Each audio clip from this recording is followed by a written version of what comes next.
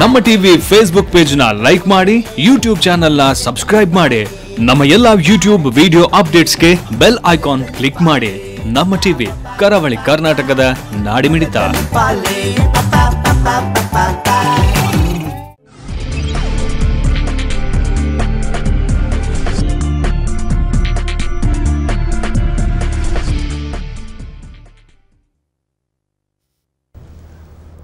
ಜನಧ್ವನಿ ನೇರ ಪ್ರಸಾರ ಕಾರ್ಯಕ್ರಮದಲ್ಲಿ ನಿಮ್ಮ ಮುಂದೆ ಇವತ್ತು ನಾವು ಇಟ್ಟಿರುವಂಥ ವಿಚಾರ ಕೇರಳದ ನೆರೆಪೀಡಿತ ಪ್ರದೇಶಗಳಲ್ಲಿ ಇವತ್ತು ಅಲ್ಲಿ ಆಗುತ್ತಿರುವಂಥ ಪರಿಹಾರದ ಕಾಮಗಾರಿಗಳ ಬಗ್ಗೆ ಒಂದಿಷ್ಟು ಜನರಿಗೆ ಅಲ್ಲಿ ಏನು ಆಗ್ತಾ ಇದೆ ಅನ್ನೋದು ಟಿ ವಿಗಳಲ್ಲಿ ಅಥವಾ ಸಾಮಾಜಿಕ ತಾಣಗಳಲ್ಲಿ ಮಾತ್ರ ನೋಡಿ ಗೊತ್ತಿದೆ.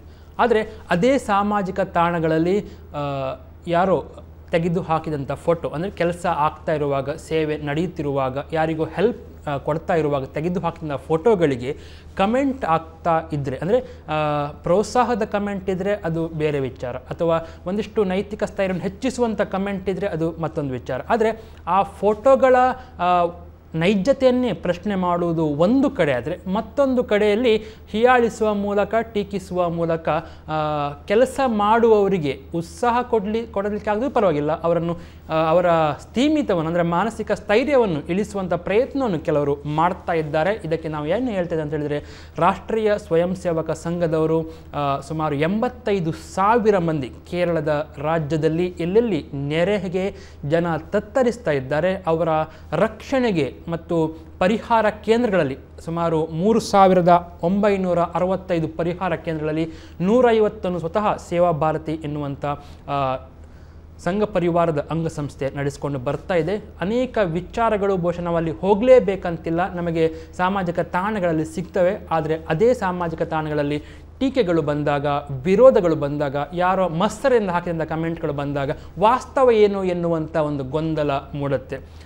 RSS ಈ ಬಾರಿ 2 ರೀತಿಯಲ್ಲಿ ಅಲ್ಲಿ ಸೇವೆಯನ್ನು ಸಲ್ಲಿಸಿದೆ ಅಂತ ಹೇಳ್ಬೋದು. ಒಂದು, ನೇರವಾಗಿ ಸಕ್ರಿಯವಾಗಿ ಅಲ್ಲಿ ಗ್ರೌಂಡಿಗೆ ಹೋಗಿ, ಅಂದರೆ ಆ ಪ್ರದೇಶಕ್ಕೇ ಸ್ವತಃ ಕಾಲಿಟ್ಟು ಜನರನ್ನು ರಕ್ಷಿಸ್ತಾ ಇರೋದು. ಮತ್ತೊಂದು, ಮಾಡರ್ನ್ ಟೆಕ್ನಾಲಜಿ, ನಾವೇನು ಆಧುನಿಕ ಈ ಕಾಲದಲ್ಲಿ ಯಾವ ರೀತಿಯಲ್ಲಿ ನಮ್ಮ ಟೆಕ್ನಾಲಜಿಯನ್ನು ಬಳಸಿಕೊಂಡು ಅವರ ರಕ್ಷಣೆಯನ್ನು ಮಾಡಬಹುದು ಎನ್ನುವಂಥ ವಿನೂತನ ಪ್ರಯೋಗ. ಬಹುಶಃ ಇದು ಭವಿಷ್ಯದಲ್ಲಿ ಒಂದಿಷ್ಟು ಕಡೆಗಳಲ್ಲಿ ಇಂಥ ಅವಘಡಗಳು ನಡೆದರೆ ಆಗ ಉಪಯೋಗಕ್ಕೆ ಬರ್ಬೋದು. ಅದು ಹೇಗೆ, ಯಾವ ರೀತಿಯಲ್ಲಿ ಈ 2 ಮಾರ್ಗಗಳ ಮೂಲಕ ಜನರಿಗೆ ಸಹಾಯ ಮಾಡುವಂತಹ, ಆ ನೊಂದವರ ಕಣ್ಣೊರೆಸುವಂಥ ಕೆಲಸ ಆಗಿದೆ. ನಿಮ್ಮ ಪ್ರಶ್ನೆ ಇದ್ದರೆ ಕೂಡ ನೀವು ಕೇಳ್ಬೋದು ಮುಕ್ತವಾಗಿ, ಯಾಕಂದರೆ ನಿಮಗೂ ಡೌಟ್ ಇರ್ಬೋದು. ಕೆಲವರು ಹಾಕ್ತಿರುವಂಥ ಫೇಕ್ ಫೋಟೋ ಅಂತೇಳಿ ಕಮೆಂಟ್ ಮಾಡ್ತಾ ಇದ್ದಾರೆ, ಏನು ಉದ್ದೇಶ, ಏನು ಕತೆ ಅಂತೇಳಿ, ವಾಸ್ತವ ಏನು, ಈ ಬಗ್ಗೆ ಚರ್ಚೆ ಮಾಡೋಣ. ಇಬ್ಬರು ಗಣ್ಯರಿದ್ದಾರೆ. ಒಬ್ಬರು ಶ್ರೀಯುತ ಗಣೇಶ್ ಪ್ರಸಾದ್ ಅವರು, ಮಂಗಳೂರು ಮಹಾನಗರದ RSSನ ಪ್ರಚಾರ ಪ್ರಮುಖರು. ಅವರಿಗೆ ಕಾರ್ಯಕ್ರಮ ಪ್ರೀತಿಯ ಸ್ವಾಗತ. ನಮಸ್ಕಾರ ಗಣೇಶ್ ಅವರೇ. ಹಾಗೆ ಚೇತನ ಅವರು ಕೇರಳದಲ್ಲಿ ಸುಮಾರು 10 ವರ್ಷ ಅಲ್ಲಿ ಇದ್ದಂಥವರು ಮತ್ತು ಪ್ರಾಧ್ಯಾಪಕರಾಗಿ ಈಗ ಮಂಗಳೂರಿನಲ್ಲಿ ನೆಲೆಸಿದ್ದವಂಥವ್ರು. ಅವರಿಗೆ ಕಾರ್ಯಕ್ರಮ ಪ್ರೀತಿಯ ಸ್ವಾಗತ ಚೇತನ ಅವರು. ಸೊ ಗಣೇಶ್ ಅವರು, ಹೇಗೆ 2 ಟೈಪ್ ಇದು ನಾನು ಹಾಗೆ ಹೇಳಿದ್ದೆ. ವಾಸ್ತವ ಅಂತ ಹೇಳಿದರೆ ಅಲ್ಲಿ ಹೋಗಿ ಕೆಲಸ ಮಾಡೋದು ಕೂಡ ಒಂದು ದೊಡ್ಡ ಚಾಲೆಂಜ್. ಯಾಕಂತ ಹೇಳಿದರೆ ಹೇಗಿತ್ತು ಆ ಒಂದು ಪರಿಸ್ಥಿತಿ, ಹೇಗಿರುತ್ತೆ? ಶತಮಾನದ ಒಂದು ದೊಡ್ಡ ಭೀಕರ ದುರಂತವನ್ನು ನಾವು ಇವತ್ತು ಕಂಡಿದ್ದೇವೆ.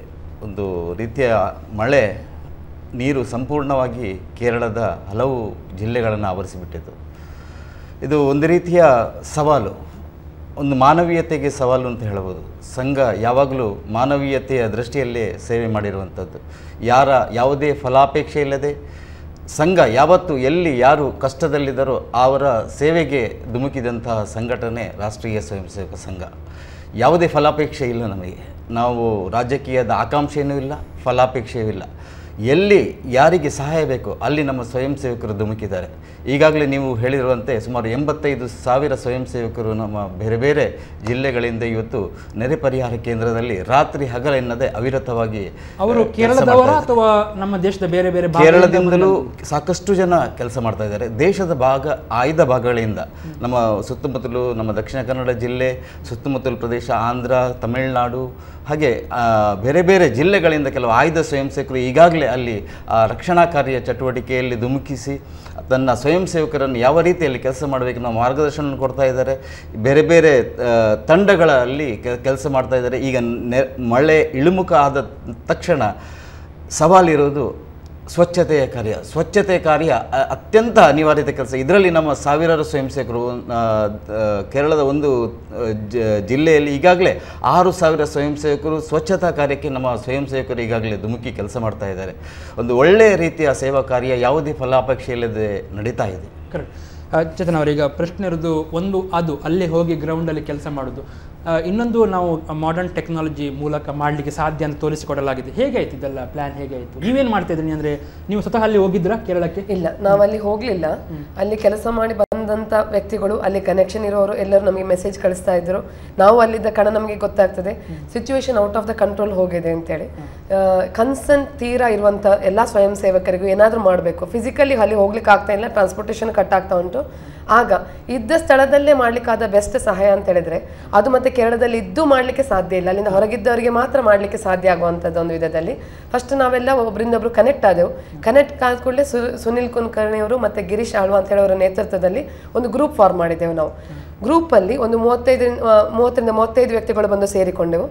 ಎಲ್ಲರಿಗೂ ವಿತ್ ಹೆಡ್ಸೆಟ್, ಫೋನ್ ಮತ್ತು ಲೆಟರ್ ಪ್ಯಾಡ್ ಇಟ್ಕೊಂಡು ಕೂತು ನಾವು ಯೋಚನೆ ಮಾಡಿದ್ರಲ್ಲಿ ಬಂದ ನಮ್ಮ ಬೆಸ್ಟ್ ಸೊಲ್ಯೂಷನ್ ಅಂದರೆ ಫೇಸ್ಬುಕ್ಕಲ್ಲಿ ಬಂದ ರಿಕ್ವೆಸ್ಟ್, ಟ್ವಿಟ್ಟರಲ್ಲಿ ಬಂದ ರಿಕ್ವೆಸ್ಟ್, ವಾಟ್ಸಪ್ ಮೆಸೇಜ್ಗಳಲ್ಲಿ, ಕಾಲ್ಗಳಲ್ಲಿ ಬಂದ ಎಲ್ಲ ರಿಕ್ವೆಸ್ಟ್ಗಳನ್ನು ಒಂದು ಗ್ರೂಪಿಗೆ ಪೂಲ್ ಮಾಡಿ ಹಾಕಿದೆವು.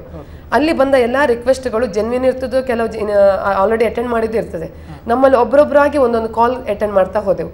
ಫಸ್ಟ್ ರೆಸ್ಕ್ಯೂಯಲ್ಲಿ ನಿಂತವ ಬಂದ ಕರೆಗಳನ್ನು ನಾವು ಮಾಡಬೇಕು. ಮಾಡಿ ಆ ವ್ಯಕ್ತಿ ಯಾವ ಪ್ರಾಬ್ಲಮಲ್ಲಿ ಇದ್ದಾನೆ, ರೆಸ್ಕ್ಯೂ ಆಗ್ತಾ ಇದೆಯಾ ಇಲ್ವೋ, ಇಲ್ಲದ್ರೆ ಎಷ್ಟು ಜನ ಇದ್ದಾರೆ ಅವನ ಪ್ರದೇಶದಲ್ಲಿ, ಅವನ ಪ್ರದೇಶದ ಸುತ್ತಲಿನ ಈಗಿನ ಚಿತ್ರಣ ಏನು, ಅವ್ರ ಅಡ್ರೆಸ್ ಸಿಕ್ಕಿ ಪ್ರಯೋಜನ ಇಲ್ಲ. 7th ಕ್ರಾಸ್ 5th ಕ್ರಾಸ್ ಹೇಳಿದ್ರೆ ಫಸ್ಟ್ ಫ್ಲೋರ್ವರೆಗೆ ನೀರು ಬಂದಾಗಿದೆ. ಆಗ ಫಸ್ಟ್ ಅವರ ಬೆಸ್ಟ್ ಪಾಸಿಬಲ್ ಲೊಕೇಶನ್ ಡೀಟೇಲ್ಸ್ ತೆಗೆಯೋದು, ಎಷ್ಟು ಜನ ಇದ್ದಾರೆ, ಯಾವ ರೀತಿಯ ರೆಸ್ಕ್ಯೂ ಆಗ್ತದೆ ಅದನ್ನು ನಾವು ಬರ್ಕೊಳ್ತೇವೆ. ಬರ್ಕೊಂಡು ನೆಕ್ಸ್ಟ್ ಅಂದ್ರೆ ನಮ್ಮ ಸಂಘದ ನಿಯರ್ ಬೈ ಸ್ವಯಂ ಸೇವಕರಲ್ಲಿದ್ದಾರೆ ಅದರದ್ದೊಂದು ಲಿಸ್ಟ್ ನಾವು ಮೊದಲೇ ಮಾಡ್ಕೊಂಡೆವು. ಚೆಂಗನೂರು ಆದರೆ ಚೆಂಗನೂರಿನ ಮೋಹನ್ಜಿ ಅವರು, ಹಾಗೆ ಆಲ್ವಾ ಆದರೆ ಆಲ್ವಾ ಭಾಗದವರು, ಹೀಗೆ ಒಂದೊಂದು ಭಾಗಕ್ಕೆ ಒಂದೊಂದು ಕಾರ್ಯಕರ್ತರ ಕೋಆರ್ಡಿನೇಟರ್ ನಂಬರನ್ನು ಇಟ್ಕೊಂಡು ಅವರಿಗೆ ಕನೆಕ್ಟ್ ಮಾಡಿ ಕೊಟ್ಟೆವು. ಅವರು ಈ ಕ್ರೂಡ್ ಮೆಸೇಜ್ ಇಂದ ನಮ್ಮ ರಿಫೈನ್ಡ್ ಮೆಸೇಜ್ ಅನ್ನು ತಗೊಳ್ತಾ ಇದ್ರು. ಆಗ ಅವರ ಅವೈಲೇಬಲ್ ಬೋರ್ಡ್ಸ್ ಅಲ್ಲಿ ನೆಕ್ಸ್ಟ್ ಯಾವ್ದು ಎಮರ್ಜೆನ್ಸಿ ಅಟೆಂಡ್ ಮಾಡಬೇಕು ಅದನ್ನು ಅವರು ಅಟೆಂಡ್ ಮಾಡಿದ್ರು. ಈ ಮೂಲಕ ನಾವು 1050 ಕರೆಗಳನ್ನು ನಾವು ಅಟೆಂಡ್ ಮಾಡಿದ್ದೇವೆ. ಸತತವಾಗಿ 15ನೇ ತಾರೀಕಿನಿಂದ 18ನೇ ತಾರೀಕುವರೆಗೆ ನಾವು ಕೂತಿದ್ದೇವೆ ಕೂಡ. ಆ ಎಲ್ಲಾ ದಿನಗಳಲ್ಲೂ ರಾತ್ರಿ 2-2.5 ಗಂಟೆಗೆ ಮಾತ್ರ ನಾವು ಲಾಗೌಟ್ ಆಗಿದ್ದೇವೆ.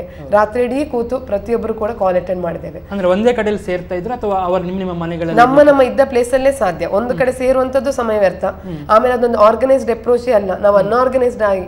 ಇದರಲ್ಲಿ ಎರಡು ನಿಮಗೆ ಕಾಣುವಂಥದ್ದು, ಒಂದು ಸಂಘ ನಮ್ಮಲ್ಲಿ ಇಟ್ಟ 2 ಭಾವ, ಒಂದು ರಾಷ್ಟ್ರ ಪ್ರೇಮ, ರಾಷ್ಟ್ರ ಭಾವ, ಮತ್ತೊಂದು ಸಹಭಾವ. ಸಹಭಾವ ಅಂತ ಹೇಳಿದ್ರೆ ಶುದ್ಧ ಹೃದಯದಲ್ಲೇ ಬರ್ತದೆ. ಸಮಸ್ಯೆ ನಿಮಗಿರ್ಲಿ ನನಗಿರ್ಲಿ ಅದು ಸಮಸ್ಯೆ, ಅದನ್ನು ಅಟೆಂಡ್ ಮಾಡೋ ತುಡಿತ, ಇದೆರಡು ನಮ್ಮನ್ನು ಒಟ್ಟಿಗೆ ಸೇರಿಸಿ ಬಿಟ್ರೆ ಬೇರೆ ಯಾವುದೇ ಆಬ್ಜೆಕ್ಟಿವ್ ಅಲ್ಲ. ನಮ್ಗಿದ್ದದೊಂದೇ ಆಬ್ಜೆಕ್ಟಿವ್, ಅಲ್ಲಿದ್ದವರಿಗೆ ನಮ್ಮಿಂದಾದ ಬೆಸ್ಟ್ ಪಾಸಿಬಲ್ ಸಹಾಯ. ಅವರನ್ನು ನೀರಿಂದ ಮೇಲೆತ್ತಿದ ಮೇಲೆ ಫುಡ್, ಆಹಾರ ಮತ್ತೆ ರಿಲೀಫ್ ಆಕ್ಟಿವಿಟಿ, ರೆಸ್ಕ್ಯೂಸ್, ಎಮರ್ಜೆನ್ಸಿ. ಅದರಲ್ಲೂ ಜನರಿಗೆ ಪ್ಯಾನಿಕ್ ಆಗುವಾಗ ಎಂತ ಮಾತಾಡಬೇಕು ಗೊತ್ತಿಲ್ಲ. ಕೆಲವರು ಅವರ ಗಂಡ ಮಕ್ಕಳು ಅದರ ಬಗ್ಗೆ ಹೇಳ್ತಾರೆ ಹೊರತು ಎಲ್ಲಿದ್ದಾರೆ ಹೇಳೋದಿಲ್ಲ, phone best near by numbers ಹೇಳೋದಿಲ್ಲ, ಅಲ್ಲಿ ಲ್ಯಾಂಡ್ ಮಾರ್ಕ್ಸ್ ಹೇಳೋದಿಲ್ಲ. ಅವರಿಗೆ ಅದನ್ನು ರಿಲ್ಯಾಕ್ಸ್ ಮಾಡಿ ಆ ಇನ್ಫಾರ್ಮೇಶನ್ ತಗೊಳ್ಳೋದು ಇಂಪಾರ್ಟೆಂಟ್. ಮತ್ತೊಂದು ಕರೆಗಳು 100 ಇರುವ ಬೋಟು 5 ಅಥವಾ 10 ಇರ್ತದೆ. ಈಗ ಚೆಂಗನೂರು ಭಾಗದಲ್ಲೆಲ್ಲ ನೋಡಿದ್ರೆ ತುಂಬ ಚಾಲೆಂಜಿಂಗ್ ಇತ್ತು. ತುಂಬ ಜನ ರೆಸ್ಕ್ಯೂಗೆ ಕರೀತಾ ಇದ್ದಾರೆ, ಬಟ್ ಅವೈಲೇಬಲ್ ಬೋಟ್ಸ್ ಕಡಿಮೆ. ಆಗ ಅವರನ್ನು ನಮ್ಗೆ ಗೊತ್ತುಂಟು ಇವರಿಗೆ 8 ಗಂಟೆವರೆಗೆ ಬೋಟ್ ಕಳಿಸ್ಲಿಕ್ಕೆ ಆಗೋದಿಲ್ಲ ಅಂತ. ಅಲ್ಲಿ ಪ್ರಿಯಾರಿಟಿ ಮಾಡ್ತಾರೆ. ಪ್ರೆಗ್ನೆಂಟ್, ಡೆಲಿವರಿ ಆಗ್ಲಿಕ್ಕಿರುವಂಥವ್ರು, ಮಕ್ಕಳಿರುವಂಥವ್ರು, ತೀರಾ ಎಮರ್ಜೆನ್ಸಿ ಮೆಡಿಕಲ್ ನೀಡ್ ಇದ್ದವರನ್ನು ಬೇಗ ರೆಸ್ಕ್ಯೂ ಮಾಡಿದ್ದಾರೆ. ಆಗ ನಾವು ಅವರನ್ನು ಹೋಪಲ್ಲಿ ಇಡಬೇಕು. ಬೋಟ್ ಬರ್ತಾ ಇದೆ, ನಿಮ್ಮಲ್ಲಿಗೆ ಒಂದು 4 ಗಂಟೆಯಲ್ಲಿ ಮುಟ್ತದೆ, ಅಲ್ಲಿವರೆಗೆ ನೀರೇನು ಲೆವೆಲ್ ರೈಸ್ ಆಗುದಿಲ್ಲ ಅಂತ ಒಂದು ಫೇಕ್ ಹೋಪಲ್ಲೇ ಅವರನ್ನು ಇಟ್ಟದ್ದು ನಾವು. ಯಾಕಂದ್ರೆ ಅಲ್ಲಿ ಇದ್ದ 14 ಜನರಲ್ಲಿ ಒಂದು 5 ಜನ ಎಲ್ಡರ್ಸ್ ಆಗಿರೋರು ಪ್ಯಾನಿಕ್ ಆಗ್ತಾರೆ. ಸೊ ಈ ರೀತಿ ಅವರನ್ನು ಒಂದು ಸೈಡಲ್ಲಿ ಹೋಪಲ್ಲಿ ಇಟ್ಟಿದ್ದೇವೆ. ಎರಡನೇದು, ಕರೆಗಳನ್ನು ಅಟೆಂಡ್ ಮಾಡೋ ಕೋಆರ್ಡಿನೇಟರ್ಗೂ ನಾವು ರಿಮೈಂಡರ್ ಕಾಲ್ ಕೊಡಬೇಕು, ಅಲ್ಲಿಗೆ ಇನ್ನೂ ಹೋಗಲಿಲ್ಲ ಅಂತ. ಈ 2 ರೀತಿಯಲ್ಲಿ ನಾವು ವಾರ್ ರೂಮಲ್ಲಿ ಕೂತ್ಕೊಂಡು ಗುಂಪಾಗಿ ನಿಂತು ಎಲ್ಲರನ್ನು ಅಟೆಂಡ್ ಮಾಡಿದ್ದೇವೆ. ಅಟೆಂಡ್ ಮಾಡಿ ಅದರಲ್ಲಿ ಒಂದು ನಾನು ಹೇಳಿದಾಗೆ ಒಂದು ಗ್ರೂಪ್ ಎಲ್ಲ ಸೋಷಿಯಲ್ ಮೀಡಿಯಲ್ಲಿ ಬಂದ ರಿಕ್ವೆಸ್ಟ್ಗಳನ್ನು ಪೂಲ್ ಮಾಡಿ ಕೊಡ್ತಾ ಇತ್ತು, ಇನ್ನೊಂದು ಗ್ರೂಪ್ ಆ ಕಾಲನ್ನು ಅಟೆಂಡ್ ಮಾಡ್ತಾ ಇತ್ತು. ಮೂರನೇದು ರಿಫೈಂಡ್ ಆದ ಕಾಲ್ಗಳನ್ನು, ಈಗ ರಿಫೈನ್ ಆಗಿ ಬಂದ ಮೆಸೇಜನ್ನು ಕೆಲವು ನಮ್ಮ ಸ್ವಯಂ ಕಾರ್ಯಕರ್ತರಿಗೆ ಅಲ್ಲ ಆಗದ್ದನ್ನು ನೆಕ್ಸ್ಟ್ ಡೇ ಏರ್ ಲಿಫ್ಟಿಗೆ ಇರುವಂಥದ್ದನ್ನು ನೇವಿ ಆಫೀಸರ್ಗೆ ಅವರ ಪೋರ್ಟಲ್ಗೆ ನಾವು ರವಾನಿಸಿದ್ದೇವೆ. ಇದು ಆ್ಯಕ್ಚುಲಿ ಸೋಷಿಯಲ್ ಮೀಡಿಯಾದ ಟೆಕ್ನಾಲಜಿಯನ್ನು ಯೂಸ್ ಮಾಡಿಕೊಂಡು ಮಾಡಿದಂಥ ಒಂದು ಹೊಸ ಪ್ರಯತ್ನ, ಬಹಳಷ್ಟು ಪಾಸಿಟಿವ್ ರಿಸಲ್ಟ್. ಓಕೆ, ಯಾವುದು? ಓಕೆ, ಈ ಮಧ್ಯೆ ನಮ್ಮೊಂದಿಗೆ ಮಾತಾಡಿ ಗಿರೀಶ್ ಆಳ್ವ ಅವರಿದ್ದಾರೆ. ಆ ಪರಿಸರದಲ್ಲಿ ಇವತ್ತಿಗೂ ದುಡಿತಾ ಇರುವವರು, ಸೇವೆ ಸಲ್ಲಿಸ್ತಾ ಇರುವರು. ನಮಸ್ಕಾರ ಗಿರೀಶ್ ಅವರೇ. ಹಲೋ ಗಿರೀಶ್ ಅವರೇ, ಹೇಳಿ. ನಮಸ್ಕಾರ. ನಮಸ್ಕಾರ. ಈಗ ಪ್ರಸ್ತುತ ಅಲ್ಲೇ ಇದ್ದೀರಾ, ಯಾವ ಭಾಗದಲ್ಲಿದ್ದೀರಿ? ಕೇಳ್ತಾ ಇಲ್ಲ, ನಾನು ಬೆಂಗಳೂರಲ್ಲಿ ಇರೋದು. ಈಗ ಓಕೆ ಓಕೆ. ಹೇಗಿತ್ತು ಕೇರಳದಲ್ಲಿ ಆ ಕಳೆದ ದಿನಗಳು ಹೇಗಿತ್ತು ಅಂತ? ಮೊನ್ನೆ ನೆರೆ ಬಂದಾಗ ಸಂತ್ರಸ್ತರ ರಕ್ಷಣೆಗೆ ಧಾವಿಸಿದ ಪರಿ ಹೇಗಿತ್ತು ಅಂತ? ಸರಿ ಕೇಳ್ತಾ ಇಲ್ಲ. ಹಲೋ, ಹೇಳಿ. ನಿಮ್ಮ ಅನುಭವ ಹೇಳಿ ಹಾಗಾದ್ರೆ ಮೊನ್ನೆ ನಡೆದಂಥ ರಕ್ಷಣಾ ಕಾರ್ಯದಲ್ಲಿ. ಹೌದು, ಅದು ನಾವು ಟಿವಿಯಲ್ಲಿ ನೋಡ್ತಾ ಇದ್ವಿ, ಸಾವಿರಾರು ಜನಗಳು ಪ್ರಾಬ್ಲಮ್ ಅಲ್ಲಿ ಇದ್ರು. ಸೊ ನಾವು ಆಕ್ಚುಲಿ ಸೋಷಿಯಲ್ ಮೀಡಿಯಾದಲ್ಲಿ ಆಕ್ಟಿವ್ ಆಗಿದ್ವಿ. ಜನರು ಏನ್ ಮಾಡ್ತಾರೆ ಅಂದ್ರೆ, ಎಲ್ಲರೂ ಮೊಬೈಲ್ ಫೋನ್ ಇದೆ. ಸೊ ಯಾರಿಗೂ ಪ್ರಾಬ್ಲಮ್ ಇರುವಾಗ they will take the video ಇಲ್ಲ ಆಡಿಯೋ ಮಾಡಿ ಸೋಷಿಯಲ್ ಮೀಡಿಯಾದಲ್ಲಿ ಹಾಕ್ತಾ ಇದ್ರು. ಅದು ಎಲ್ಲೂ ಹೋಗ್ತಾ ಇಲ್ಲ, ಯಾರು ಆನ್ಸರ್ ಮಾಡೋರು ಇರ್ಲಿಲ್ಲ. ನಾವೇನ್ ಮಾಡಿದ್ವಿ, ಇಮಿಡಿಯೇಟ್ಲಿ ಒಂದು ವಾರ್ ರೂಮ್ ಅಂತ ಮಾಡಿದ್ವಿ, ಸ್ವಯಂ ಸೇವಕರು ಸೇರ್ಕೊಂಡು. ಒಂದು 32 ಜನ ಒಂದು ಅರ್ಧ ಗಂಟೆಯಲ್ಲಿ ಒಂದು ವಾರ್ ರೂಮ್ ಮಾಡಿದ್ವಿ ವಾಟ್ಸ್ಆಪ್ ಅಲ್ಲಿ. ದೆನ್ ವಿ ಕೀಪ್ ಟ್ರ್ಯಾಕಿಂಗ್ ಎಲ್ಲ ಸೋಷಿಯಲ್ ಮೀಡಿಯಾದಲ್ಲಿ ಬರುವಂತದ್ದು SOS ಕಾಲ್ ಅಂದ್ರೆ ಸೇವ್ ಅವರ್ಸು, ನನ್ನನ್ನು ಸೇವ್ ಮಾಡಿ ಅಂತ ಹೇಳಿ ಕಾಲ್ ಬರೋ ಇದನ್ನೆಲ್ಲ ಲಿಸ್ಟ್ ಮಾಡಿದ್ವಿ. Then what we did is that ಒಬ್ಬೊಬ್ಬರೇ ಒಂದೊಂದು ಇಶ್ಯೂಸ್ ಅನ್ನು ತಗೊಂಡ್ವಿ. ಅದೇ ರೀತಿ ನಮ್ಮಲ್ಲಿ ಗ್ರೌಂಡ್ ಅಲ್ಲಿ ಕೆಲಸ ಮಾಡೋ ಸ್ವಯಂ ಸೇವಕರ ಲಿಸ್ಟ್ ಕೂಡ ಇತ್ತು. ಸೊ ಸಪೋಸ್ ಅಲ್ವಾ ಅಂತ ಒಂದು ಕೇರಳದಲ್ಲಿ ಪ್ಲೇಸ್ ಇದೆ, ಅಲ್ಲಿಂದ ನನ್ನನ್ನು ಉಳಿಸಿ ಅಂತ ಹೇಳ್ಬಿಟ್ಟು SOS ತರ ಮೆಸೇಜ್ ಬಂದಿದ್ರೆ then we will go and find out ಅಲ್ಲಿರುವ ಸ್ವಯಂ ಸೇವಕರು ಯಾರು ಅಂತ ಹೇಳಿ ಅವ್ರನ್ನ ಕನೆಕ್ಟ್ ಮಾಡಿ ಕಾಲ್ ಮಾಡಿ ಅಲ್ಲಿ ಹೋಗಿ ಸೇವ್ ಮಾಡೋ ತರ ಮಾಡ್ತಾ ಇದ್ವಿ. ಸೊ ಒಬ್ಬೊಬ್ರು ವಾಲಂಟಿಯರ್ಸ್ ನಮ್ಮ ವಾರ್ ರೂಮ್ ಅಲ್ಲಿ ಇದ್ದವರು ಒಂದೊಂದು ಕೇಸ್ ಅನ್ನು from start to end follow up ಮಾಡ್ತಾ ಇದ್ರು. ಲೈಕ್ ಚೇತನ ಅಂತ ಇದ್ದಾರೆ, ಅವರಂತೂ ರಾತ್ರಿ 2-3 ಗಂಟೆವರೆಗೆ ಫಾಲೋ ಅಪ್ ಮಾಡ್ತಾ ಇದ್ರು. ತುಂಬಾ ಕೇಸಸ್ ಇದೆ. ಒಂದು ಎಕ್ಸಾಂಪಲ್ ಹೇಳ್ತೀನಿ, ಏನಂದ್ರೆ ಒಬ್ರು ಪ್ರಾಯದ ಅಜ್ಜಿ ಇದ್ರು, ಅವರು ಟೆರೇಸ್ ಅಲ್ಲಿ ಕೂತಿದ್ರು, ಅಲ್ಲಿಗೆ ನೀರು ಬರಕ್ಕೆ ಇನ್ನೊಂದು 4 ಫೀಟ್ ಅಷ್ಟೇ ಇರೋದು. ನಾವು ಅವ್ರಿಗೆ ಮಾತಾಡ್ತಾ ಇದ್ವಿ, ನಾವು ಧೈರ್ಯ ತುಂಬ್ತಾ ಇದ್ವಿ ಅವರಿಗೆ. ಅದೇ ತರ ನಾವು ಸ್ವಯಂ ಸೇವಕರಿಗೆ ಕಾಲ್ ಮಾಡಿ ಅಲ್ಲಿ ಹೋಗಿ ಅವ್ರನ್ನ ಸೇವ್ ಮಾಡಿ ಅಂತ ಹೇಳ್ತಾ ಇದ್ವಿ. ಫೈನಲಿ ಹೋಗಿ ಅವ್ರನ್ನ ಸೇವ್ ಮಾಡಿ. ಈ ತರ ತುಂಬಾ ಕಥೆಗಳಿವೆ. ದೇಶದ ಎಲ್ಲಾ ಕಡೆಯಿಂದ ಬಂದು ನಮ್ಮ ವಾರ್ ರೂಮ್ ಅಲ್ಲಿ ನಮ್ಮ ಫ್ರೆಂಡ್ಸ್ ತುಂಬಾ ಜನರು ಹೆಚ್ಚಿನವರೆಲ್ಲ ಸ್ವಯಂ ಸೇವಕರು. ಸೊ ನಾವು ಸಕ್ಸಸ್ಫುಲ್ ಆಗಿ ಹ್ಯಾಂಡಲ್ ಮಾಡಿದ್ವಿ. ನೀವೀಗ ಸಾಮಾಜಿಕ ತಾಣಗಳಲ್ಲಿ ಸಕ್ರಿಯರಾಗಿದ್ದ ಕಾರಣ ಕೇಳ್ತಾ ಇದ್ದೇನೆ, ಕೆಲವು ಕಡೆ ಇದು ನೀವು ಹಾಕಿದಂಥ ಫೋಟೋಗಳು, ನೀವು ಅಂತ ಹೇಳಿದ್ರೆ ಯಾರೋ ಒಬ್ರು ಹಾಕಿರ್ತಾರೆ, ಅದರ ಕೆಳಗೆ ಇನ್ನೊಂದು ಫೋಟೋ ಹಾಕಿ ಫೇಕ್ ಫೋಟೋ ಅಥವಾ ಇದು ಹಿಂದಿನ ವರ್ಷದ್ದು ಹಾಗೆ ಹಾಕಿದ್ದನ್ನು ನೋಡುವಾಗ ನಿಮ್ಗೆ ಏನು ಅನಿಸ್ತದೆ ಗಿರೀಶ್ ಅವರೇ? ಹೌದು, ಹಾಗೆ ಹಾಕೋದು ತಪ್ಪು, ನಾವಂತೂ ಮಾಡಲ್ಲ. ಸ್ವಯಂ ಸೇವಕರು ಅಂದ್ರೆ ಅದು RSS ಬೇಕು ಅಂತಿಲ್ಲ, ಸ್ವಯಂ ಸೇವೆ ದೇಶಕ್ಕಾಗಿ ಮಾಡುವವರೆಲ್ಲ ಸ್ವಯಂ ಸೇವಕರು.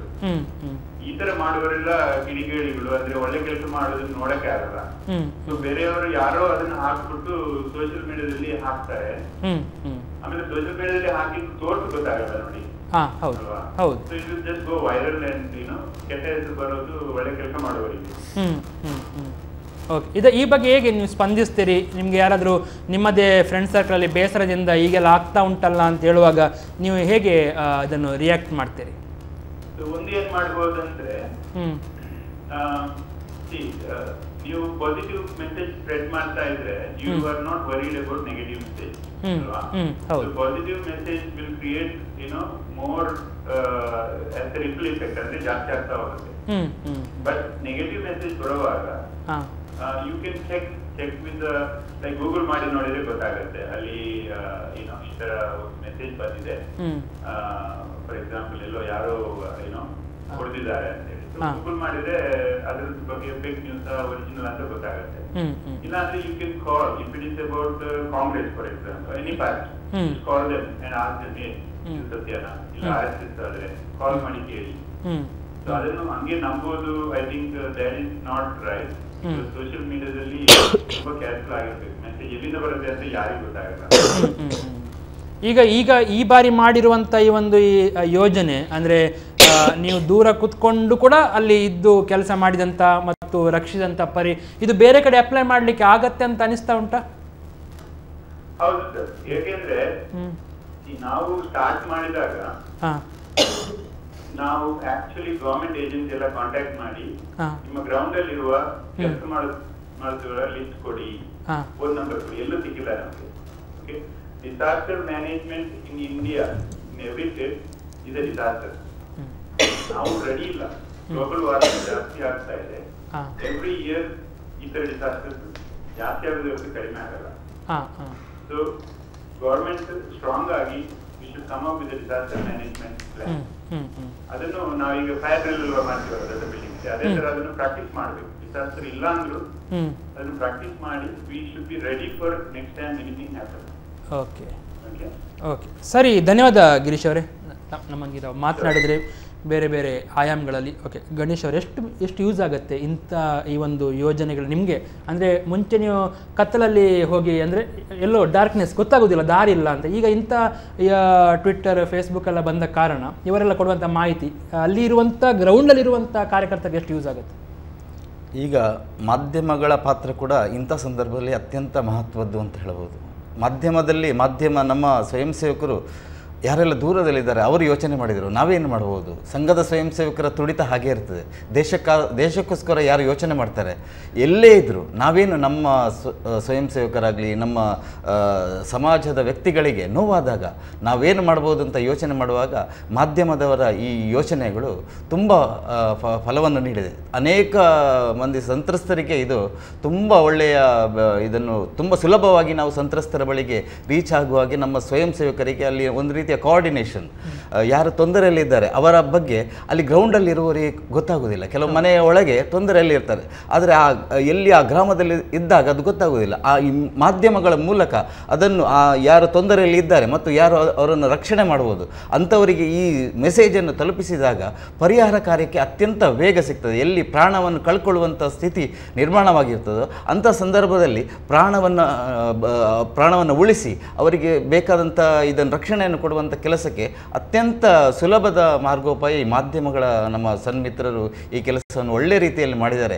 ಇದು ಅಂತರ್ಗತವಾಗಿದೆ, ಅಂದರೆ ಕೆಲವರಿಗೆ ಗೊತ್ತಾಗೋದಿಲ್ಲ ಇಂಥ ಕೆಲಸಗಳು ಮಾಡಿರುವಂಥದ್ದು ಯಾರಿಗೂ ಕೂಡ ಗೊತ್ತಾಗೋದಿಲ್ಲ. ಆದರೆ ಮಾಧ್ಯಮ ಮಿತ್ರರು ಹಾಗೂ ನಮ್ಮ ಸ್ವಯಂ ಸೇವಕರ ಈ ಎರಡು ಹೊಂದಾಣಿಕೆ ನಮಗೆ ತುಂಬ ಜನರ ತನಕ ತಲುಪುವ ಕೆಲಸವನ್ನು ಕೂಡ ಒಳ್ಳೆಯ ರೀತಿಯಲ್ಲಿ ಆಗಿದೆ.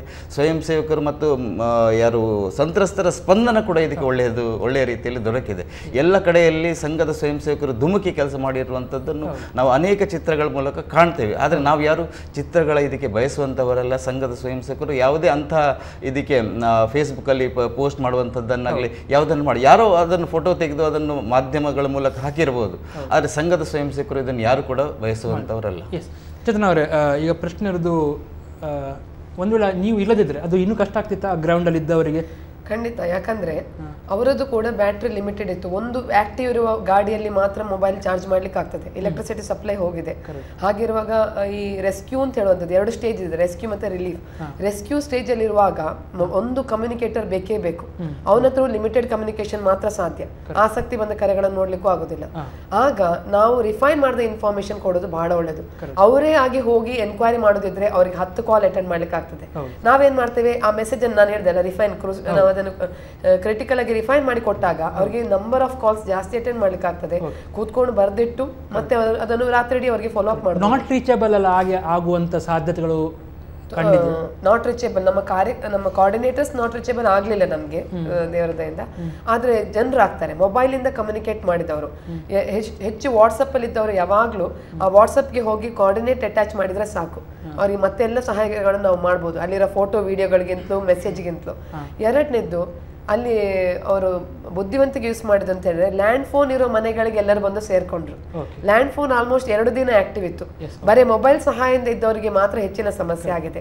ಇನ್ನೊಂದು ನಾವಿಲ್ಲಿ ಗಮನಿಸಬೇಕಾದಂಥದ್ದು, ನಾನು ಇಂಪಾರ್ಟೆಂಟ್ ಆಗಿ ಹೇಳಲಿಕ್ಕೆ ಇಷ್ಟಪಡುವಂಥ 2 ವಿಷಯಗಳು. ಒಂದು ಅಂತ ಹೇಳಿದ್ರೆ, ಯಾರಿಗೆ ಇವ್ಯಾಕ್ಯುಯೇಷನ್ ಒಂದು ಕಾಲ್ ಕೊಟ್ಟಿದ್ದಾರೆ, ಅಲರ್ಟ್ ಕೊಟ್ಟಿದ್ದಾರೆ, 2 days ಬಂತು, ಶಾರ್ಟ್ ಪೀರಿಯಡ್ ಆಯಿತು, ಆದರೂ ಒಂದು ಇವ್ಯಾಕ್ಯುಯೇಷನ್ ಅಲರ್ಟ್ ಬಂದಾಗಲೇ ಎದ್ದು ಹೋದವರೆಲ್ಲ ಬಚಾವಾಗಿದ್ದಾರೆ.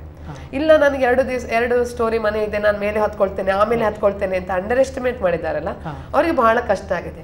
ಅಲ್ಲಿಗೆ ರೆಸ್ಕ್ಯೂ ರೀಚ್ ಆಗೋದು ಕಷ್ಟ. ಈಗ ನಾವು ಆಲ್ವಾ ಪೆರಿಯಾರ್ ರಿವರ್ ಅಂತ ಹಿಡ್ಕೊಡಿ, ಪೆರಿಯಾರ್ ರಿವರ್ ಬೇಸಿನ ಹತ್ರ ಅಡುವತ್ತುರತ್ತು ಆಲ್ವಾ ಅಡುವತ್ತುರತ್ತು ಅಂತ ಹೇಳೋ ಜಾಗದಿಂದ ರಾತ್ರಿ ಕರೆ ಬಂತು, ರಾತ್ರಿ 12 ಕಾಲಕ್ಕೆ ಕರೆ ಬಂತು. 2 ಜನ ಟೆರೆಸ್ ಅಲ್ಲಿ ನಿಂತಿದ್ದೇವೆ, 14 ಜನ ಇದ್ದೇವೆ, ಒಟ್ಟಿಗೆ 4 ಟೆರೆಸ್ ಉಂಟು ಇಲ್ಲಿ. ನೀರು 18 ಸ್ಟೆಪ್ ಅಲ್ಲಿ ನಮ್ಗೆ 8 ಸ್ಟೆಪ್ ಮಾತ್ರ ಬಾಕಿ ಇರೋದು ಅಂತ. ಆ 8 ಸ್ಟೆಪ್ ಬರೋ ಮೊದಲು ನಾವು ರೆಸ್ಕ್ಯೂ ಹೋಗ್ಬೇಕು. ಯಾರನ್ನು ಕಳಿಸ್ತೀರಾ? ಅಲ್ಲಿ ಸುಳಿ ವರ್ಲ್ಪೂಲ್ ಶುರು ಆಗ್ತದೆ, ಸುಳಿ ಅಂತ ಹೇಳ್ತೇವಲ್ಲ ನೀರಲ್ಲಿ. ಆ ರಾತ್ರಿಯಲ್ಲಿ ಸುಳಿ ಇರುವಾಗ ನೀವು ಯಾರು ಬೋಟ್, ನಿಮಗಿರುವ 10 ಬೋಟರ್ಸ್ ನೀವು ಕಳ್ಕೊಳ್ಳಿಕ್ಕೆ ರೆಡಿ ಇರೋದಿಲ್ಲ. ಏರ್ ಲಿಫ್ಟಿಂಗ್ ಮಾತ್ರ ಸಾಧ್ಯ. ಎರಡನೇದು, ಏರ್ ಲಿಫ್ಟ್ ಮಾಡುವ ಅಂತ ಹೇಳಿದ್ರೆ ಮನೆಗೆ ಮುಚ್ಚಿಗೆ ಹಾಕಿರ್ತಾರೆ, ಏರ್ ಲಿಫ್ಟ್ ಸಾಧ್ಯ ಇಲ್ಲ. ಅವ್ರ ಬಾಲ್ಕನಿಗೆಲ್ಲ ಬಂದು ತುಂಬಾ ಕಷ್ಟಪಡಬೇಕಾಗ್ತದೆ. ಹೆಲಿಕಾಪ್ಟರ್ 2 ಜನ ರೆಸ್ಕ್ಯೂ ಮಾಡೋ ಟೈಮ್ ಒಬ್ಬರಿಗೆ ಬೇಕಾಗ್ತದೆ. ಇಂಥ ಚಾಲೆಂಜಸ್ ಎಲ್ಲ ಇತ್ತು ನಮಗೆ. ಅದು ತುಂಬಾ ಟೆಕ್ನಿಕಲ್ ಚಾಲೆಂಜಸ್. ಇದನ್ನು ನಾವು ವಾರೂಮಲ್ಲಿ ಕೂತವರು ರಿಫೈನ್ ಮಾಡಿ ಕರೆಕ್ಟ್ ಪರ್ಸನ್ಗೆ ಕನೆಕ್ಟ್ ಮಾಡಿ ಕೊಡ್ಬೋದು. ಏರ್ ಲಿಫ್ಟಿಂಗ್ ಆದನ್ನು ನಾವು ಇಲ್ಲಿ ಡಿಸ್ಟರ್ಬ್ ಮಾಡದೆ ಏರ್ ಲಿಫ್ಟಿಂಗ್ ಕೊಟ್ಟು ಕಾರ್ಯಕರ್ತರ ಹತ್ರ ಹೇಳುವಂಥದ್ದನ್ನು ಅವರಿಗೆ ಕೊಟ್ಟು ನಾವು ಸಹಾಯ ಮಾಡಿದ್ವಿ. ಯಾರು ಹೆಚ್ಚು ಟೆನ್ಷನ್ ಇರ್ತೀರಿ, ನೀವಾ ಅವರ ಅಲ್ಲಿ ಗ್ರೌಂಡ್? ಎರಡು ಕೂಡ. ಯಾಕಂದ್ರೆ ಅವರು ಫಿಸಿಕಲ್ ಎಫರ್ಟ್, ಒಬ್ಬನನ್ನು ರೆಸ್ಕ್ಯೂ ಮಾಡೋದು ಅಂತ ಹೇಳಿದ್ರೆ ಅವರು ತುಂಬಾ ಅವರೆಲ್ಲ ಸ್ಟ್ರೆಸ್ ಅನ್ನು ಕಾರ್ಯಕರ್ತರ ಮೇಲೆ ಹಾಕ್ತಾರೆ. ಆ ಟೈಮಲ್ಲಿ ಅವರ ಬಾಡಿಯನ್ನು ಲಿಫ್ಟ್ ಮಾಡೋ ಎನರ್ಜಿ ಸಹ ಅವರಿಗೆ ಇರುವುದಿಲ್ಲ. ಪ್ಯಾನಿಕ್ ಆಗಿರ್ತಾರೆ. Situation panic. ಇದೇ ಸಾಕು, ಈ ಮೂಮೆಂಟಲ್ಲಿ ಸಾಯ್ತೇನೋ ಮತ್ತೆ ಸಾಯ್ತೇನೋ, ಅದನ್ನು ಅವ್ರಿಗೆ 14 ಗಂಟೆ ಎಲ್ಲ ಅನುಭವಿಸಿದ್ದವರನ್ನೆಲ್ಲ ರೆಸ್ಕ್ಯೂ ಮಾಡೋದು ಕಷ್ಟ. ಅವ್ರಿಗೆ ಫಿಸಿಕಲ್ ಚಾಲೆಂಜ್ ಇರ್ತದೆ. ನಮಗೆ ಮೆಂಟಲ್ ಸ್ಟ್ರೆಸ್, ನಮ್ಮ ಟ್ರೋಮಾ ಅಂತ ಹೇಳಿದ್ರೆ ನಾನು ಹೇಳಿದೆಲ್ಲ, ನಾನು 3 ಕಾಲಕ್ಕಾಗುವಾಗ ನಾನು ಇವರು ಗಿರೀಶ್ ಜಿ ಅವ್ರ ಹತ್ರ ಹೇಳಿ, ಸುನಿಲ್ ಅವ್ರ ಹತ್ರ ಹೇಳಿ ನಾನು ಲಾಗೌಟ್ ಆದೆ. ಮಲಗಿದಾಗ ನಮ್ಗೆ ಅದು ಕಾಲ್ಸ್ ಟ್ರೋಮಾ ಬರ್ತದೆ. We are not use to this, we are different employees. ನಮ್ಮ ಆ ಒಂದು ರಾಷ್ಟ್ರಪ್ರೇಮ ಭಾವದಿಂದ ಬಂದು ಇದರಲ್ಲಿ ಅಲ್ಲಿ ಹೋಗುವಂತ ಆಗ್ಬೋದು. ಅಲ್ಲ, ಅದು ನಿಮ್ಮನ್ನು ನಿದ್ದೆ ಮಾಡ್ಲಿಕ್ಕೆ ಬಿಡೋದಿಲ್ಲ. ನಿಮಗೆ ಟ್ರೋಮಾದಲ್ಲಿ ಬಂದು ಕಾಲ್ಸ್ ಬರ್ತದೆ, ನಿದ್ದೆಯಲ್ಲಿ ಟ್ರೋಮಾ ಬಂದು ಕಾಲ್ ಬರ್ತದೆ. Then we get up again, we log in. ಅಲ್ಲಿ ನಿಮ್ಗೆ ಆ ಸಿಚುವೇಶನ್ ಒಂದೊಂದು ಕಾಲ್ ಇದೆ ಅಲ್ಲ, ಇಟ್ಸ್ ವೆರಿ ಕ್ರಿಟಿಕಲ್. ಕಲ್ಲು ಹೃದಯದಿಂದ ಕೇಳಬೇಕು. ಒಂದೊಂದು ಕಾಲ್ ಕೂಡ ನಿಮ್ಮನ್ನು ಹೆದರಿಸ್ತದೆ. You will see the very criticality of the situation. ಎರಡನೇದು ನನಗೆ ಭಾಳ ಹೇಳೋಕೆ ಇಂಪಾರ್ಟೆಂಟ್ ಆಗಿರುವಂಥದ್ದು, ಇಲ್ಲಿ ತೊಡಗಿಸಿಕೊಂಡ ಪ್ರತಿ ವ್ಯಕ್ತಿಯು ಯಾವ ಗೌರ್ಮೆಂಟ್ ಆರ್ಡರಿಗೂ ಕಾಯದೆ, ಯಾರ ಆಸ್ತಿಗೂ ಕಾಯದೆ, ಯಾವ ದುರಾಸೆ ಇಲ್ಲದೆ ಹೋದೊಬ್ಬ ಆಗಿರ್ತಾನೆ. ಸ್ವಂತ ಜೀವದ ಮೇಲೆಯೂ ಆಸೆ ಇಲ್ಲದೊಬ್ಬ ವ್ಯಕ್ತಿಗೆ ಮಾತ್ರ ಅಷ್ಟು ದೂರ ಹೋಗಿ 14-16 ಗಂಟೆ ದುಡಿಲಿಕ್ಕಾಗ್ತದೆ. ಅಷ್ಟು ದೇಶ ಪ್ರೇಮದ, ಅದು ರಾಷ್ಟ್ರ ಪ್ರೇಮ. ಅಲ್ಲಿ ನಾವು ಕೇರಳ ಎಕ್ಸ್ಪ್ಲೋರ್ ಮಾಡ್ಲಿಕ್ಕೆ ಹೋದದ್ದು ಅಲ್ಲ, ಮಲಯಾಳೀಸ್ ಮೇಲೆ ಪ್ರೀತಿ ಬಂದು ಹೋದದ್ದು ಅಲ್ಲ. ನಮ್ಮ ನೆರೆ ರಾಜ್ಯ, ನಮ್ಮಿಂದ ಹತ್ತಿರ ಇರುವಂಥದ್ದು, ರಾಷ್ಟ್ರ ಪ್ರೇಮದಿಂದ ಹೋಗಿ ಧುಮುಕಿ ಇರ್ತಾರೆ. ಅವರ ಫ್ಯಾಮಿಲಿಯನ್ನು ಬಿಟ್ಟು ಹೋಗಿರ್ತಾರೆ. ಇವತ್ತಿಗೂ ಎಷ್ಟೋ ಜನ CL ಮುಗ್ದು LOP ಆಗಿ ವರ್ಕ್ ಮಾಡ್ತಾ ಇದ್ದಾರೆ. They are not ready to come back, they can't come back. ಅಲ್ಲಿ ರಿಲೀಫ್ ಅಲ್ಲಿ ಇರುವಂಥ ಸ್ವಯಂ ಸೇವಕರು ಬೇಕೇ. ಅಲ್ಲಿ 2 ಇದೆ. ಒಂದು ರಿಲೀಫ್ಗೆ ಬಂದವರನ್ನು ರೆಸ್ಕ್ಯೂ ಮಾಡಲಿಕ್ಕೆ, ಅವರನ್ನು ರೆಸ್ಕ್ಯೂ ಮಾಡೋ ಟೀಮನ್ನು ಅಥವಾ ಈವನ್ ಮಿಲಿಟರಿ ನೇವಿ ಆಫೀಸರ್ಸ್ ಅನ್ನು ನಾವು ರಾಷ್ಟ್ರ ಸ್ವಯಂ ಸೇವಕ ಸಂಘದಲ್ಲಿ ಫುಡ್ ಕೊಟ್ಟು ನಾವು ನೋಡಿದ್ದೇವೆ. ಸೊ ಇದೆಲ್ಲ ಆಕ್ಟಿವಿಟಿ ಹೇಗೆ ಬಿಟ್ಟು ಬರ್ತೀರಿ? LOP ಆಗಿ ಫ್ಯಾಮಿಲಿಯನ್ನು ಬಿಟ್ಟು ಅವರ ಜಾಬನ್ನು ಕನ್ಸರ್ನ್ ಇಲ್ಲದೆ ಹೋಗಿ ಧುಮುಕಿ ಕೆಲಸ ಮಾಡುವ ಸಾವಿರಾರು ಕಾರ್ಯಕರ್ತರ ಬಗ್ಗೆ ನೆಗೆಟಿವ್ ಹೇಳುವಾಗ ಆಲೋಚನೆ ಮಾಡಬೇಕು. ಇದು RSS ಅಥವಾ ನೀವು BJP ವಿರೋಧ ದ್ವೇಷದಿಂದ ಹೇಳೋದ್ರೆ, ಬಟ್ ಹೇಳಿದ ಮಾತು ಮಾನವೀಯ ಧರ್ಮಕ್ಕೆ ವಿರೋಧ ಆಗಿರ್ತದೆ. ಇದು ಮಾನವೀಯ ಧರ್ಮ. ನಾವು ಮಾನವೀಯ ಧರ್ಮದ ಆ ಒಂದು ರಾಷ್ಟ್ರ ಪ್ರೇಮ ಮತ್ತೆ ಮಾನವೀಯ ಧರ್ಮದಿಂದ ಹೋಗಿದ್ದೇವೆ. ಅವರು ಕಷ್ಟ ಅವರು ಪಡ್ತಾ ಇದ್ರು, ನಾವು ಪಡ್ತಾ ಇದ್ರು ಒಂದೇ. ನಮ್ಗೆ ಇಲ್ಲಿ ನಿದ್ದೆ ಬರ್ತಾ ಇಲ್ಲ, ನಾವು TV ನೋಡಿ ಮೂವಿ ನೋಡಿ ಟೈಮ್ ಪಾಸ್ ಮಾಡ್ಲಿಕ್ಕೆ ಆಗ್ತಾ ಇಲ್ಲ, ನಾವು ಇದಕ್ಕೆ ಡೆಡಿಕೇಟ್ ಆಗಬೇಕು ಅಂತ ಹೋದವರನ್ನು ಅವಹೇಳನೆ ಮಾಡುವಂಥ ಕೆಲಸ ಯಾರು ಮಾಡಬಾರ್ದು. ಅದು ಈಗ RSS ಇಂದ ಕಾರ್ಯಕರ್ತರಾಗಿರಲಿ, ಬೇರೆ ಕ್ಯಾಥಲಿಕ್ ಇನ್ಸ್ಟಿಟ್ಯೂಷನ್ ಅಲ್ಲಿ ಇನ್ವಾಲ್ವ್ ಆದ ವಾಲಂಟಿಯರ್ಸ್ ಆಗಲಿ, ಯಾರೇ ಆಗಿರಲಿ, ಅವರ ಬಗ್ಗೆ ನೆಗೆಟಿವ್ ಹೇಳುವಾಗ ಒಬ್ಬರು ಸಾವಿರಾರು ಬಾರಿ ಯೋಚನೆ ಮಾಡಬೇಕು. ಮಾನವೀಯ ಮೌಲ್ಯ ಸತ್ತು ಹೋದ್ರೆ ಏನು ಮಾಡ್ತೇವೆ ನಾಳೆ? ಆ ಬಗ್ಗೆ ನಾವು ಚರ್ಚೆ ಮಾಡ್ತೀವಿ. ಒಂದು ಪುಟ್ಟ ವಿರಾಮದ ಬಳಿಕ ಒಂದು ಸರ್ಕಾರ ಮಾಡಬೇಕಾಗಿದ್ದಂಥ ಕೆಲಸವನ್ನು ಒಂದು ವಾರ್ ರೂಮ್ ಥರ ಮಾಡಿಕೊಂಡು, ಸಾಮಾಜಿಕ ತಾಣವನ್ನು ಬಳಸಿಕೊಂಡು, ಮುಂದಿನ ಇಂಥ ಅವಘಡಗಳು ಆಗಬಾರ್ದು, ಒಂದು ವೇಳೆ ಆದರೆ ಹೇಗೆ ರೆಸ್ಕ್ಯೂ ಮಾಡಲಿಕ್ಕೆ ಒಂದು ಮಾದರಿಯನ್ನು ಇಟ್ಟಂತಹ ಒಂದು ಕಾರ್ಯಕ್ರಮ ಇದು.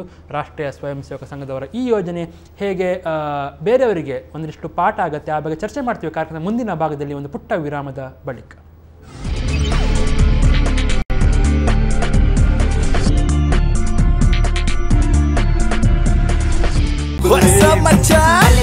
ನಮ್ಮ ಟಿವಿ ಫೇಸ್ಬುಕ್ ಪೇಜ್ ನ ಲೈಕ್ ಮಾಡಿ, ಯೂಟ್ಯೂಬ್ ಚಾನೆಲ್ ನ ಸಬ್ಸ್ಕ್ರೈಬ್ ಮಾಡಿ. ನಮ್ಮ ಎಲ್ಲಾ ಯೂಟ್ಯೂಬ್ ವಿಡಿಯೋ ಅಪ್ಡೇಟ್ಸ್ಗೆ ಬೆಲ್ ಐಕಾನ್ ಕ್ಲಿಕ್ ಮಾಡಿ. ನಮ್ಮ ಟಿವಿ, ಕರಾವಳಿ ಕರ್ನಾಟಕದ ನಾಡಿಮಿಡಿತ.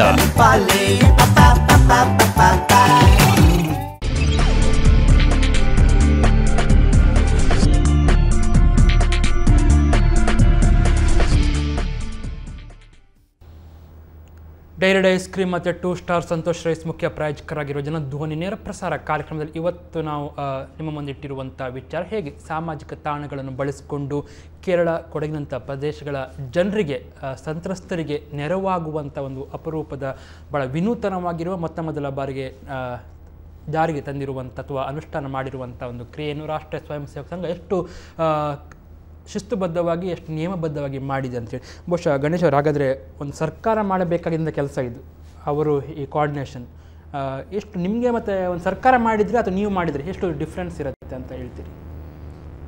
ಇವತ್ತಿನ ಸ್ಥಿತಿ ಹೇಗಾಗಿದೆ ಅಂತ ಹೇಳಿದರೆ, ಸರ್ಕಾರದ ಮೇಲೆ ಸ್ವಲ್ಪ ವಿಶ್ವಾಸವನ್ನೇ ಜನ ಕಳ್ಕೊಂಡ್ಬಿಟ್ಟಿದ್ದಾರೆ. ಸರ್ಕಾರಕ್ಕೆ ಕೊಟ್ಟರೆ ಅದು ತಲುಪುತ್ತೋ ಇಲ್ಲವೋ, ಸರಿಯಾದ ರೀತಿಯಲ್ಲಿ ಅದು ಯಾರಿಗೆ ತಲುಪಬೇಕು ಅಲ್ಲಿಗೆ ತಲುಪುತ್ತಾ ಇಲ್ವ ಅಂತ ಸ್ವಲ್ಪ ಗೊಂದಲದಲ್ಲಿ ಜನ ಇದ್ದಾರೆ. ಅದಕ್ಕೋಸ್ಕರ ಇವತ್ತು ಜನ ನೆಚ್ಚಿಕೊಂಡಿರುವಂಥದ್ದು ಸಂಘದ ಸ್ವಯಂ ಸೇವಕರ ಮೂಲಕ ಯಾವುದೇ ಚಟುವಟಿಕೆ ನಡೀತಾ ಇದ್ದರೆ ಇವತ್ತು ಸಾಕಷ್ಟು ಫೋನ್ಗಳು ನಮಗೆ ಬರ್ತಾ ಇದೆ. ಬೇರೆ ಬೇರೆ ತಿಂಡಿ ತಿನಿಸುಗಳಿದೆ, ಅದನ್ನು ಕಳಿಸ್ಬೋದು, ಅಕ್ಕಿ, ಆ ರೀತಿಯ ಸಾಮಗ್ರಿಗಳು ಸಾಕಷ್ಟು ಕೆಲವರು ಮನೆಗಳಿಂದ ಕಾರುಗಳ ಮೂಲಕ ನಮ್ಮ ಸಂಘನಿಕೇತನದ ಸೇವಾ ಭಾರತಿ ಮೂಲಕ ಕಳಿಸುವಂಥ ಕೆಲಸಗಳನ್ನು ಮಾಡ್ತಾರೆ. ಒಬ್ಬರು ಸಾಮಾನ್ಯವಾಗಿ ನಮ್ಮ ಮನೆಯಲ್ಲಿ ಏನಿಲ್ಲಾದರೂ ಅದನ್ನು ತಂದು ನಾವು ಇವತ್ತು ನೆರೆ ಪರಿಹಾರಕ್ಕೆ ಕೊಡುವಂಥ ಯೋಚನೆಯನ್ನು ಹಲವಾರು ಸ್ವಯಂ ಸೇವಕರು, ಹಲವಾರು ನಾಗರಿಕರು ಕೂಡ, ನಾವು ಸ್ವಯಂ ಸೇವಕರು ಅಂತ ಹೇಳಲಿಕ್ಕೆ ಸಾಧ್ಯವಿಲ್ಲ. ಯಾಕಂದರೆ ಮಂಗಳೂರಿನ ಸಾಕಷ್ಟು ನಾಗರಿಕರ ಸ್ಪಂದನ ಈ ಬಗ್ಗೆ ನಮಗೆ ತುಂಬ ಸಂತೋಷ ನೀಡಿದೆ.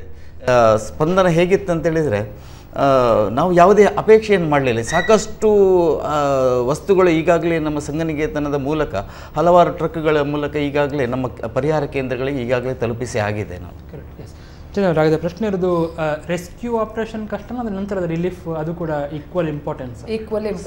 ನಾವು ವಾರ್ ರೂಮ್ ಸೆಟ್ ಮಾಡಿದ್ರೆ ರೆಸ್ಕ್ಯೂ ಅನ್ನು ಪ್ರಿಯಾರಿಟೈಸ್ ಮಾಡಿ, ಅವರೇ ಇವಾಗ ಗಿರೀಶ್ ಜಿ ಅವರು ಹೇಳಿದ ಹಾಗೆ ಕಾಲ್ಸ್ ಬರ್ತದೆ, ಯಾರು ಅಟೆಂಡ್ ಮಾಡ್ತಾ ಇಲ್ಲ, ಆಗ ನಾವು ಒಂದೊಂದನ್ನು ಅಟೆಂಡ್ ಮಾಡಲಿಕ್ಕೆ ಶುರು ಮಾಡಿದೆವು. ಬಟ್ ರೆಸ್ಕ್ಯೂ ಮುಗಿತಾ ಇದ್ದಾಗೆ ರಿಲೀಫ್ ಚಾಲೆಂಜ್ ಬಂತು. ರೆಸ್ಕ್ಯೂ ಮಾಡಿದ ತಂದು ಬಿಟ್ಟವರ ಒಂದು ನೆಲದಲ್ಲಿ ಏನಿರಲಿಲ್ಲ.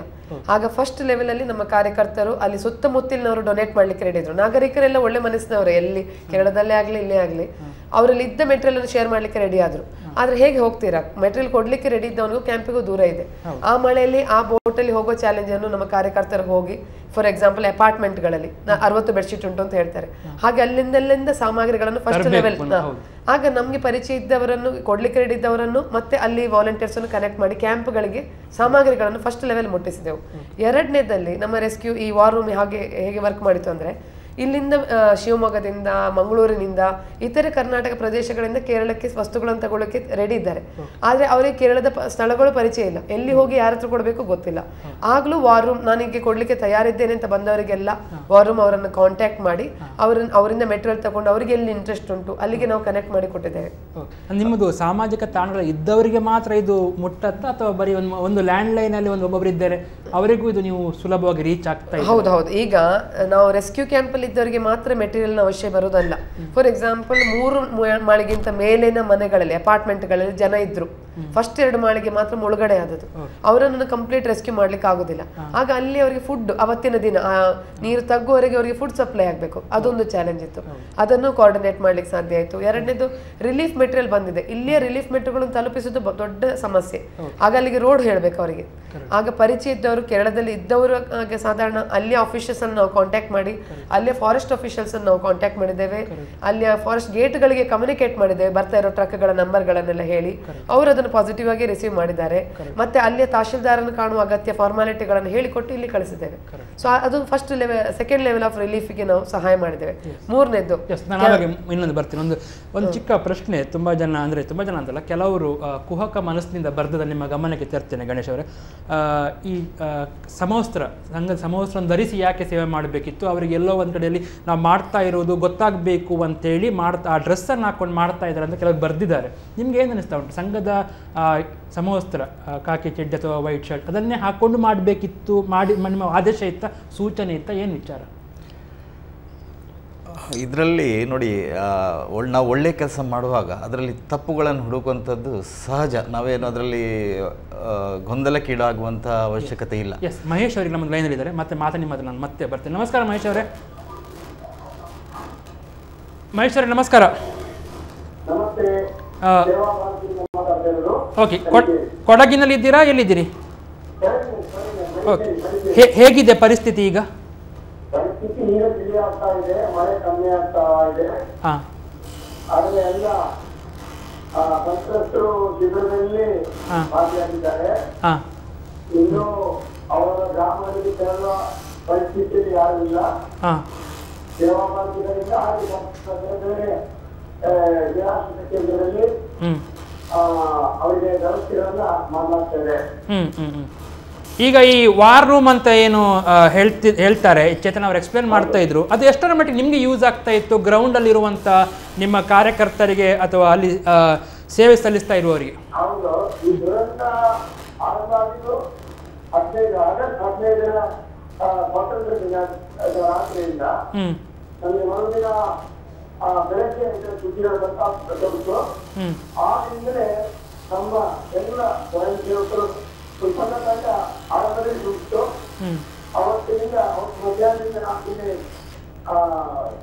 ಸೇವಾ ಭಾರತೀಯ ಪುನರ್ವಸತಿ ಕೇಂದ್ರವನ್ನು ಇಟ್ಕೊಂಡು ಎಂದಿನ ಮಾಡಿ ಎಲ್ಲ ಕಡೆ ರಚನಾಕಾರರಿಗೆ ನಮ್ಮ ಕಾರ್ಯಕರ್ತರು ವಿಶೇಷವಾಗಿ 30 ಗ್ರಾಮಗಳು ಅದರಲ್ಲಿ ಯಶಸ್ಸಾಗಿದ ಗ್ರಾಮಗಳು ಅದನ್ನೆಲ್ಲ ಹೆಚ್ಚಿನ ಭಾಗದಲ್ಲಿ ಸೇವಾ ಭಾರತೀಯ ಗಾಡಿ ಸೇವಕರು ಅಲ್ಲಿ ತಲುಪುವಂತ ಪ್ರಯತ್ನವನ್ನು ಮಾಡಿದ್ರು. ಹಾಗೆ ಸಾಕಷ್ಟು ಬೇರೆ ಬೇರೆ ಸಂಘಟನೆಗಳ ಸಹಾಯದಿಂದ ಆರಂಭದಲ್ಲಿ ಉಳ್ಳವರೆಲ್ಲ ಮೊದಲೇ ನಮ್ಮ ತಂಡ ಅಲ್ಲಿಂದ ತಲುಪಿತ್ತು, ಮನೆಗಳು ನಿಲ್ತಾ ಇತ್ತು, ನದಿಗಳ ತೀರು ದಾರಿ ತಪ್ಪಿತ್ತು, ನದಿಗಳೆಲ್ಲ ಉಕ್ಕಿ ಆಗ್ತಾ ಇತ್ತು, ಎಷ್ಟೋ ಮನೆಗಳು ಬೆಟ್ಟ ಗುಡ್ಡಗಳೆಲ್ಲ ಕುಸಿದು ಕೆಳಗೆ ಬರ್ತಾ ಇತ್ತು. ಆ ಗುಡ್ಡಗಳಲ್ಲಿ ತಮ್ಮ ಪ್ರಾಣವನ್ನ ಪಣಕ್ಕಿಟ್ಟು ಜನ ಪ್ರಾಣ ಭಿಕ್ಷೆಯನ್ನ ಕೇಳ್ತಾ ಇರುವಂತ ಸ್ಥಿತಿಯಲ್ಲಿ ನಮ್ಮ ಸ್ವಯಂ ಸೇವಕರು ಸಾಕಷ್ಟು ಕಡೆ ಗ್ರಾಮಸ್ಥರ ಸಹಕಾರದೊಂದಿಗೆ ಕೂಡ ಸುರಕ್ಷಿತವಾಗಿದ್ದಂತ ಗ್ರಾಮಸ್ಥರ ಸಹಕಾರದೊಂದಿಗೆ ಸಾಕಷ್ಟು ಮಂದಿಯನ್ನ ರಕ್ಷಣೆ ಮಾಡಬೇಕಾಗಿತ್ತು. ಅದನ್ನೆಲ್ಲ ಅದರಿಂದ ಸಾಧಿಸಿ ಸೇವಾ ಈ ನಮ್ಮ ಸೇವಾ ಭಾರತೀಯ ಶಿಬಿರಕ್ಕೆ ಅವರನ್ನು ನಾವು ಒಂದು ಆಕರ್ಷಿತ ಕಳೆದ 9 ದಿನದಿಂದ ನಾವು ಅವ್ರನ್ನ ಶಿಬಿರದಲ್ಲಿ ಇಟ್ಟುಕೊಟ್ಟು ಅವ್ರಿಗೆಲ್ಲ ಸಮಸ್ಯೆ ಮಾಡ್ತಾ ಇದ್ದಾರೆ. ಅಲ್ಲ ಮಹೇಶ್ ಅವರೇ, ಕರೆಕ್ಟ್, ಸರಿ, ಕರೆಕ್ಟ್, ನಮಗೆ ಸಹಾಯ ಮಾಡ್ತಾ ಬರ್ತಾ ಇದೆ. ಮಹೇಶ್ ಅವರೀಗ ಪ್ರಶ್ನೆ ಇರೋದು, ನಿಮಗೂ ಮತ್ತೆ ಈ ಸೋಷಿಯಲ್ ಮೀಡಿಯಾದಲ್ಲಿ ನಿಮಗೆ ಮಾಹಿತಿ ಕೊಡುತ್ತಿರುವಂಥ ಫೋನ್ ಮೂಲಕ ಇನ್ಫಾರ್ಮೇಶನ್ ಕೊಡುತ್ತಿರೋರಿಗೆ ಅಲ್ಲಿ ನಿಮ್ಗೆ ಹೇಗೆ ಲಿಂಕ್ ಹೇಗಿತ್ತು ಅಥವಾ ಯಾವ ರೀತಿಯಲ್ಲಿ ಅವರಿಗೆ ಗೊತ್ತಿರಲಿಕ್ಕೆ ಅದ್ರ ಬಗ್ಗೆ ಅರಿವಿಲ್ಲ.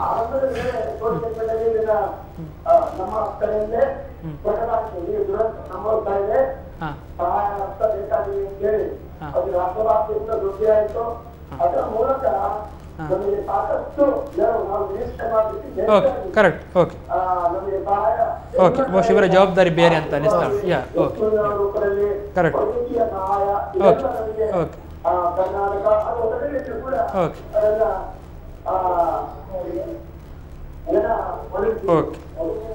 ಓಕೆ ಧನ್ಯವಾದ ಮಹೇಶ್ ಅವರೇ. ನೀವು ಎಸ್ ಬೇರೆ ಬೇರೆ ರೀತಿಯ ಜವಾಬ್ದಾರಿ ಇರುತ್ತೆ, ಅದರಿಂದ ಕರೆಕ್ಟ್ ನೀವು ಆಗ ಅರ್ಧ ಹೇಳ್ತಾ ಸಮವಸ್ತ್ರದ ಬಗ್ಗೆ ನೀವು ಹೇಳಿದ್ರಿ. ಸಂಘದ ಸ್ವಯಂ ಸೇವಕರಿಗೆ ಸಂಘದ ಸಮವಸ್ತ್ರ ಒಂದು ಕುರುಹು ಇದ್ದಾಗೆ, ಒಂಥರ ಚೈತನ್ಯ ನೀಡುವಂಥ ಶಕ್ತಿ ಅದು ನಮ್ಮ ಸಮವಸ್ತ್ರ ಅಂತ ಹೇಳಿದ್ರೆ.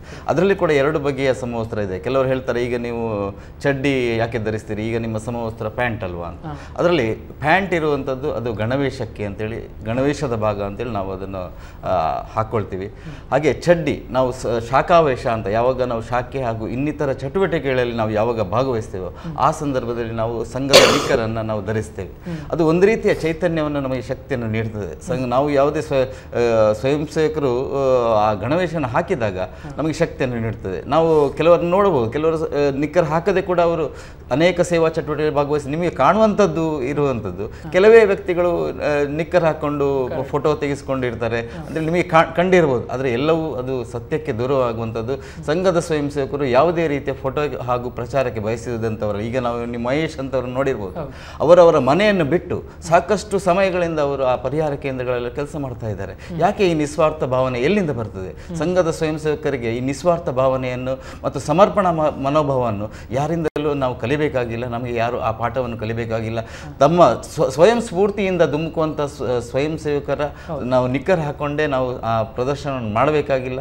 ಸಂಘ ತನ್ನ ರಕ್ತದಲ್ಲೇ ಆ ಸಂಘ ಆ ಪಾಠವನ್ನು ಸ್ವಯಂ ಸೇವಕರಿಗೆ ಕಲಿಸಿಕೊಡ್ತಾ ಇದೆ. ಎಸ್, ಅವರಿಗೆ ಪ್ರಶ್ನೆ ಇರೋದಾಗ ನಾನು ಕೇಳಬೇಕಂತ ಅಂದ್ಕೊಂಡಿದ್ದೆ. ಈಗ ನೀವು ಒಂದು ಮನೇಲಿ ಒಂದು ಫೋನ್ ಇದ್ದರೆ, ಒಂದು ಹೆಂಗಸು ಅಥವಾ ಒಂದು ಇಬ್ಬರಿದ್ದಾರೆ, ಅವರಿಗೆ ನಿಮ್ಮ ನಂಬರ್ ಹೇಗೆ ಗೊತ್ತಾಗ್ತಾ ಇತ್ತು? ಅವರ ಹತ್ರ ಮೊಬೈಲ್ ಅಂದರೆ ವಾಟ್ಸಪ್ ಇಲ್ಲ ಅಥವಾ ಫೇಸ್ಬುಕ್ ಇಲ್ಲ, ಹೇಗೆ ನಿಮ್ಮನ್ನು ರೀಚ್ ಆಗ್ತಾ ಇದೆ? ಏನಾಗ್ತಂದ್ರೆ ಅವರು ಪ್ಯಾನಿಕ್ ಆದ ಕೂಡಲೇ ಅವರ ನಿಯರ್ ಬೈ ರಿಸೋರ್ಸ್ ಅನ್ನು ಕಾಲ್ ಮಾಡಿದ್ದಾರೆ, ಅವರ ರಿಲೇಟಿವ್ಸ್ ಅಥವಾ ಯಂಗ್ಸ್ಟರ್ಸ್ಗಳನ್ನು. ಅವರ ಕನೆಕ್ಟ್ ಆದ ಯಂಗ್ಸ್ಟರ್ಸ್ ಅದನ್ನು ಟ್ವೀಟ್ ಮಾಡಿದ್ದಾರೆ, ಟ್ವಿಟರ್ ಅಲ್ಲಿ ಹಾಕಿದ್ದಾರೆ. ಟ್ವಿಟರ್ ಅಲ್ಲಿ ಹಾಕಿದ ಹೆಚ್ಚಿನದು ಟ್ವಿಟರ್ ಅಲ್ಲಿ ಬಂದಂಥದ್ದು, ಮತ್ತೆ ಕೆಲವು ಫೇಸ್ಬುಕ್ ವಾಟ್ಸಪ್ ಮೆಸೇಜ್ಗಳು ಪಾಸ್ ಆದ್ವು. ಆಗೇನಾಗ್ತದೆ, ಆ ವ್ಯಕ್ತಿ ಪ್ರಾಬ್ಲಮ್ ಇರೋ ವ್ಯಕ್ತಿ ಹಾಕಿದ್ದಕ್ಕಿಂತಲೂ ಅವರ ಕನೆಕ್ಟೆಡ್ ಪೀಪಲ್ ಹಾಕಿದವರಿದ್ದಾರೆ, ಅವರಿಗೆ ನಾವು ಕಾಲ್ ಮಾಡಿ ಈ ವ್ಯಕ್ತಿಯ ನಂಬರ್ ತಗೊಂಡಿದ್ದೇವೆ. ಒಂದನೇದು ಅವರೇ ಮಾಡ್ಬೇಕು ಅಂತಿಲ್ಲ. ಈಗ ಹೆಚ್ಚಿನ ಕರೆಗಳಲ್ಲಿ ಹಾಗೆ ಆದ್ದು ಅಂದ್ರೆ ನಾವು ಕಾಂಟ್ಯಾಕ್ಟ್ ಮಾಡಿದ ವ್ಯಕ್ತಿ ಅವರ ನಿಯರ್ ಬೈ ಪರ್ಸನ್ ಆಗಿರ್ತಾರೆ, ಹೊರಗಿರ್ತಾರೆ ಸಿಚುವೇಶನ್ ಗಿಂತ. ಈಗ ಸೇಫ್ ಆಗಿರುವಂತ ಪ್ಲೇಸ್ ಅಲ್ಲಿ ಇರೋರು, ಇವ್ಯಾಕ್ಯೂಯೇಷನ್ ರಿಕ್ವೆಸ್ಟ್ ಹೋದವರು ಇರ್ತಾರೆ. ಅವ್ರಿಗೆ ಇವರು ಕನೆಕ್ಟ್ ಆಗಿರ್ತಾರೆ.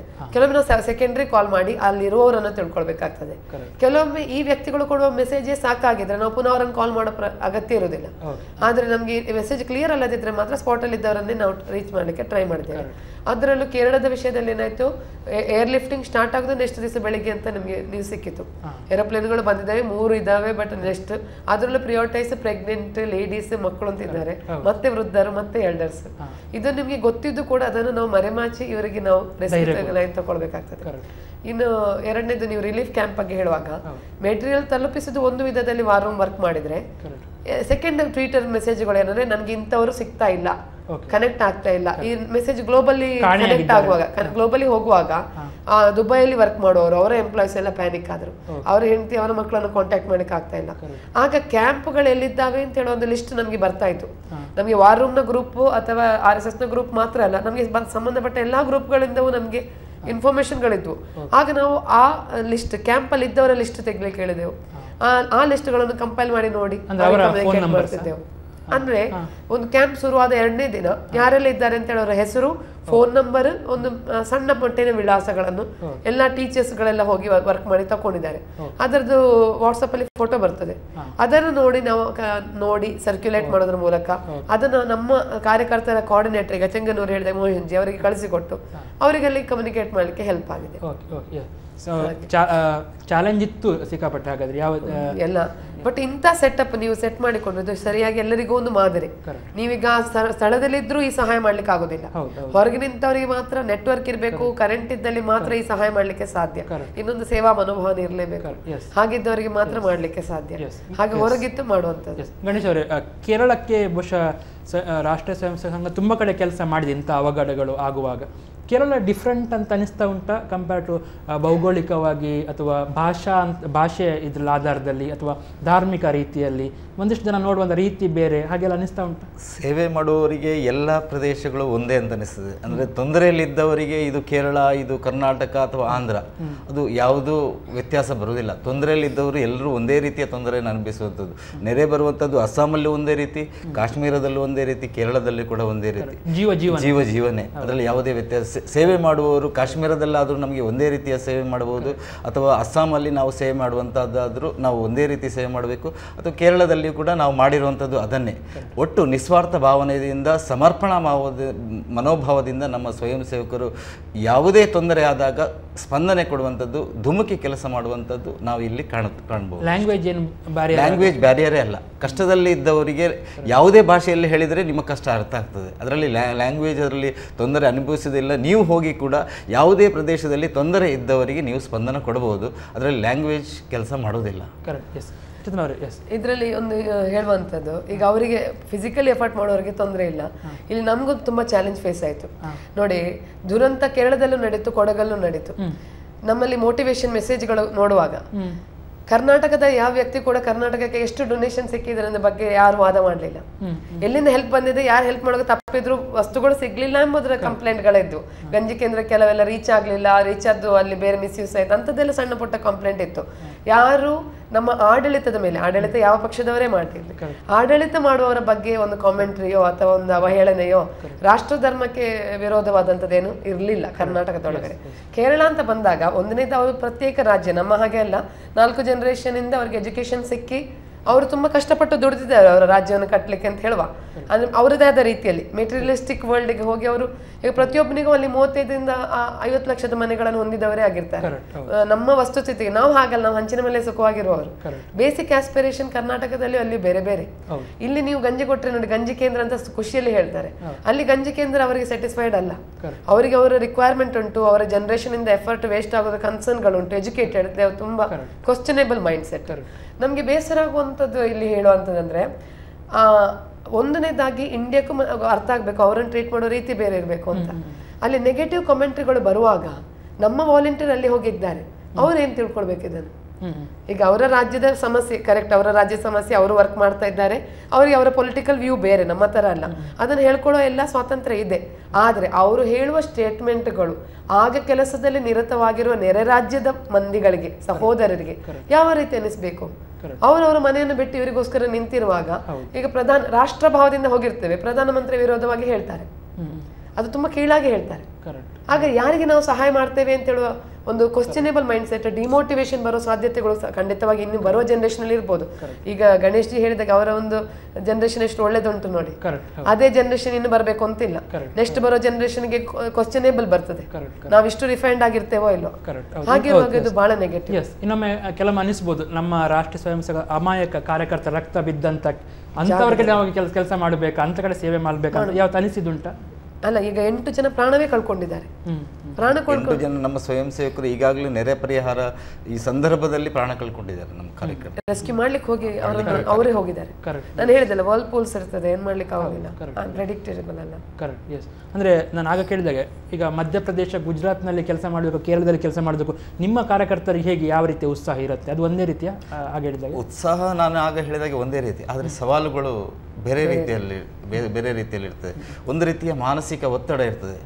ಯಾವ ಸಿದ್ಧಾಂತವನ್ನು ಅಥವಾ ಯಾವುದನ್ನು ವಿರೋಧಿಸಿ ನಾವು ಒಂದು ಸಂದರ್ಭದಲ್ಲಿ ಕೆಲಸ ಮಾಡಿದೆವೋ ಅದೇ ವ್ಯಕ್ತಿಗಳಿಗೆ ನಾವು ಸಹಾಯ ಮಾಡೋದು ಕೆಲವು ರೀತಿಯಲ್ಲಿ ವ್ಯತಿರಿಕ್ತ ಭಾವನೆ ಬರ್ತದೆ. ನಾವು ಮಾಡಬೇಕು ಬೇಡವಾ ಅಂತ ದ್ವಂದ್ವ ನಮ್ಮ ಕಾರ್ಯಕರ್ತರಲ್ಲಿ ಉಂಟಾಗಿರ್ಬೋದು ಕೆಲವರಿಗೆ. ಆದರೆ ಆ ಮಾನವೀಯತೆಯ ಒಂದು ಧರ್ಮ ಯಾವಾಗ ನಮಗೆ ಮಾನವೀಯತೆಯ ದೃಷ್ಟಿಯಲ್ಲಿ ನಾವು ನೋಡಿದಾಗ ನಾವು ಮುಂಚಿದ್ದನ್ನೆಲ್ಲ ಮರೆತು ನಾವು ರಕ್ಷಣೆ ಕಾರ್ಯಕ್ಕೆ ಧುಮುಕುವಂಥದ್ದು ನಮ್ಮ ಆದ್ಯ ಕರ್ತವ್ಯ ಮತ್ತು ಪ್ರತಿಯೊಬ್ಬ ಮಾನವ ಸಹಜ ವ್ಯಕ್ತಿಗಳು ಮಾಡಬೇಕಾದಂತಹ ಅದು ಕರ್ತವ್ಯ ಅಂತ ನಾವು ಈ ಸಂದರ್ಭದಲ್ಲಿ ಹೇಳಬೇಕಾಗುತ್ತೆ. ಎಸ್, ಒಂದು ಪುಟ್ಟ ವಿರಾಮವನ್ನು ತೆಗೆದುಕೊಳ್ತೇವೆ. ವಿರಾಮದ ಬಳಿಕ ಕಾರ್ಯಕ್ರಮದ ಕೊನೆಯ 10 ನಿಮಿಷಗಳ ಅವಧಿಯಲ್ಲಿ ಈ ಟೀಮ್ ಅಥವಾ ಈ ಒಂದು ಏನು ಒಳ್ಳೆಯ ಉದ್ದೇಶ ಇಟ್ಕೊಂಡು ವಾರ್ ರೂಮ್ ಥರ ಮಾಡಿ ಸಾಮಾಜಿಕ ತಾಣಗಳಲ್ಲಿ ಇಷ್ಟು ಸೇವೆ ಸಲ್ಲಿಸಿದವರ ಕೊನೆಯ ಇನ್ನು ಮುಂದೆ ಹೇಗಿರ್ತದೆ ಕೆಲಸ, ಅಥವಾ ಅದು ಡಿಸಾಲ್ವ್ ಆಗುತ್ತಾ, ಅಥವಾ ಅವರು ಬೇರೆಯವರಿಗೆ ಏನಾದರೂ ಗೈಡ್ಲೈನ್ಸ್ ಕೊಟ್ಟು ಇಂಥ ಒಂದು ಟೀಮನ್ನು ಯಾವತ್ತೂ ಕೂಡ ಕ್ರಿಯೇಟ್ ಮಾಡುವಂಥ ಪರಿಸ್ಥಿತಿ ಇರುತ್ತಾ, ಆ ಉದ್ದೇಶ ಏನು, ಆ ಬಗ್ಗೆ ಚರ್ಚೆ ಮಾಡ್ತೀವಿ ಕಾರ್ಯಕ್ರಮ ಕೊನೆಯ ಭಾಗದಲ್ಲಿ ಒಂದು ಪುಟ್ಟ ವಿರಾಮದ ಬಳಿಕ.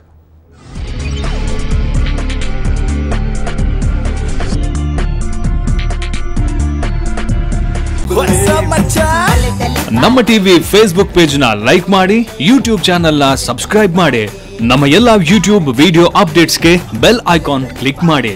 ನಮ್ಮ ಟಿವಿ, ಕರಾವಳಿ ಕರ್ನಾಟಕದ ನಾಡಿಮಿಡಿತ.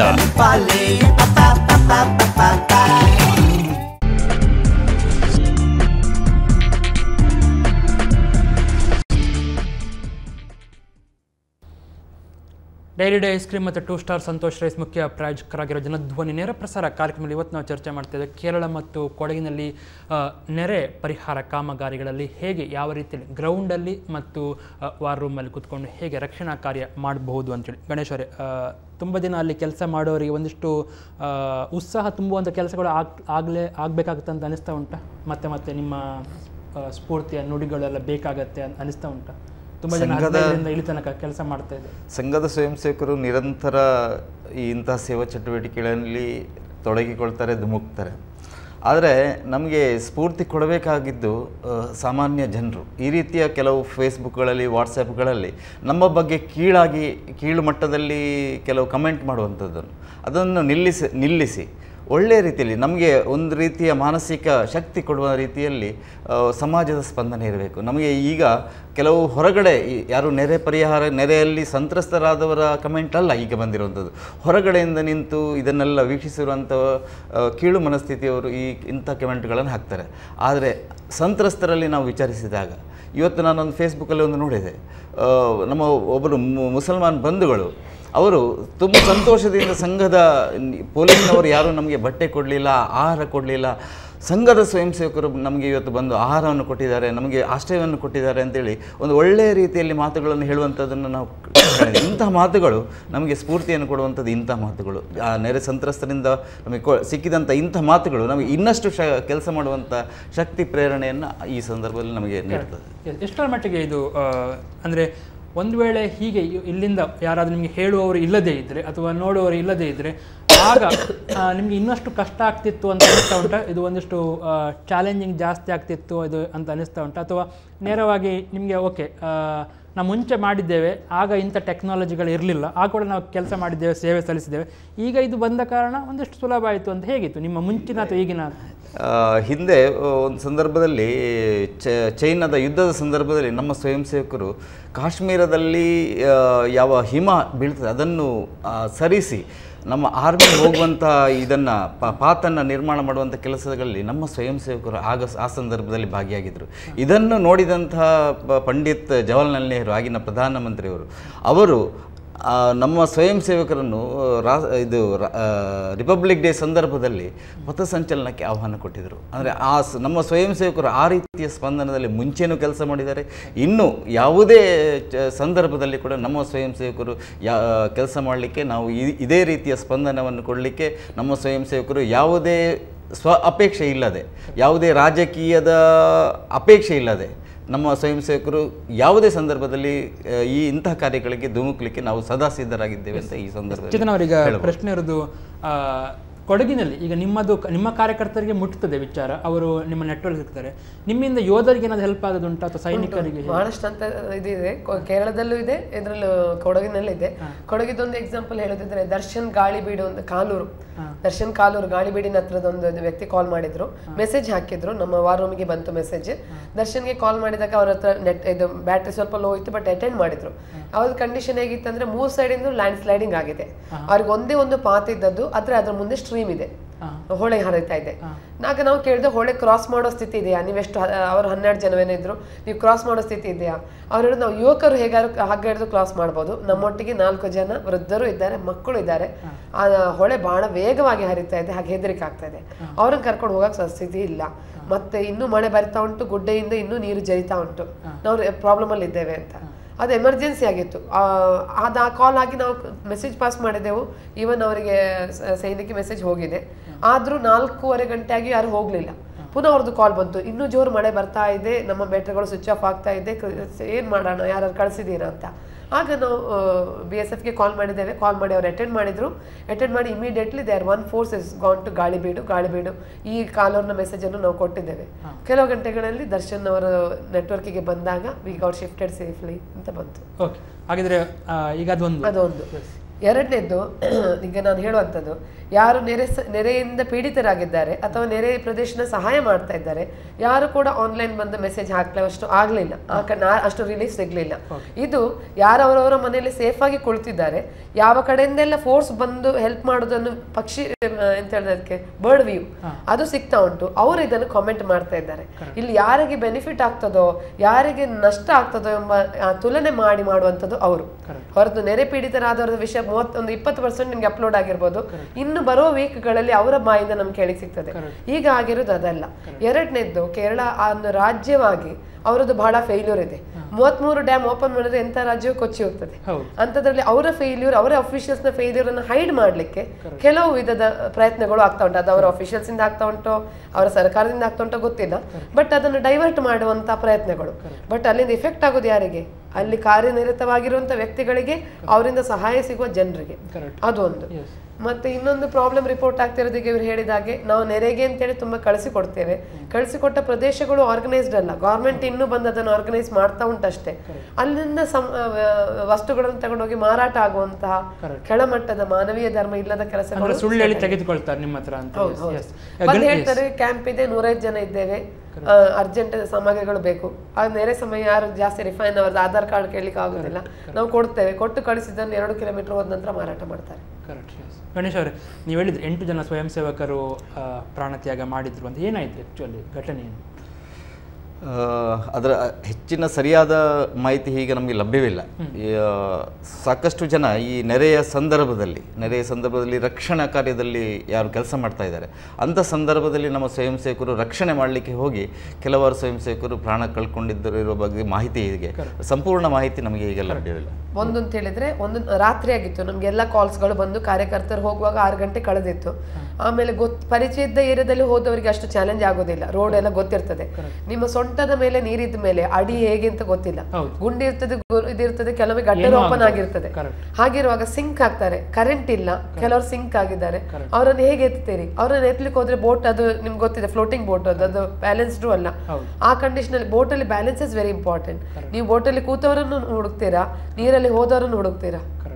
ಹಾಗೆ ಮತ್ತೆ ಅದರಲ್ಲಿ ಇಂಜೂರ್ ಆದವರು ಇದ್ದಾರೆ, ಹೋಗುವಾಗ ಮರ ಸಾಮಗ್ರಿಗಳೆಲ್ಲ ಬಿದ್ದಿದೆ ನೀರಿನ ಬಡಿತಕ್ಕೆ, ಆಣಿ ಅಂತದೆಲ್ಲ ಇರ್ತದೆ. ಆಗ ನಡ್ಕೊಂಡು ಬೋಟನ್ನು ಎಳ್ಕೊಂಡು ಹೋಗೋ ಪರಿಸ್ಥಿತಿ ಉಂಟಲ್ಲ, ಎಲ್ಲರೂ ಬೋಟಲ್ಲಿ ಕೂತ್ ಹೋಗೋದು ಸೇಫ್, ನಡ್ಕೊಂಡು ಬೋಟನ್ನು ಎಳ್ಕೊಂಡು ಹೋಗೋ ಪರಿಸ್ಥಿತಿಗಳಿತ್ತು. ಆಗ ಎಷ್ಟೋ ನೋವುಗಳಾಗಿದೆ.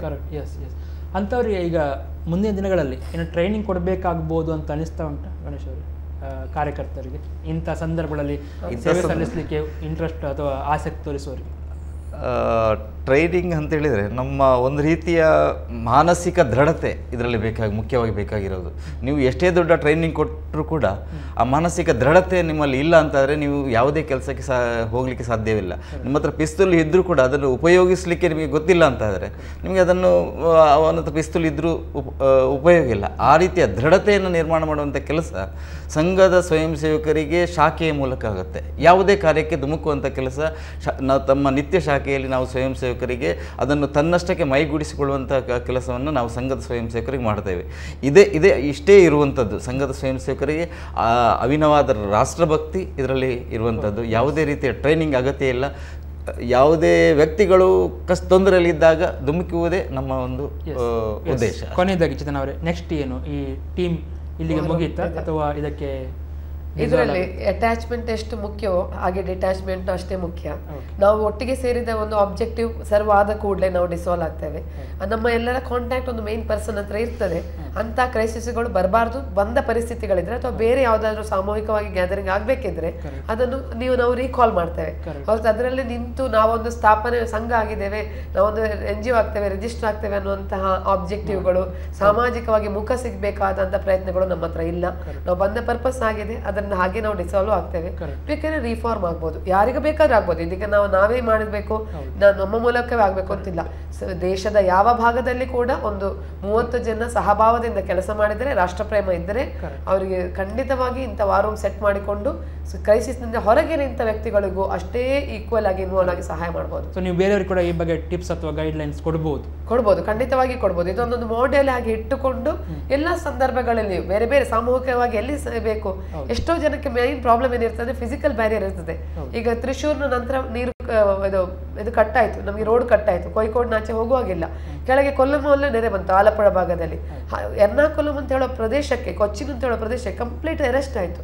ನೀವು ಅಲ್ಲಿ ಹೇಗೆ ಕಳಿಸ್ತೀರಾ ಯಾರನ್ನು? ಅಲ್ಲಿ ಇದ್ದವರನ್ನು ಮೋಟಿವೇಟ್ ಮಾಡ್ಬೋದು, ರಸ್ತೆ ಆಗೋವರೆಗೆ ಕಾಯಬೇಕು. ಆಗ ಹೊರಗೆ ನಿಂತವ್ರು ಮಾಡುವಂಥ ಸಹಾಯ war room. Actually war room will help them very much.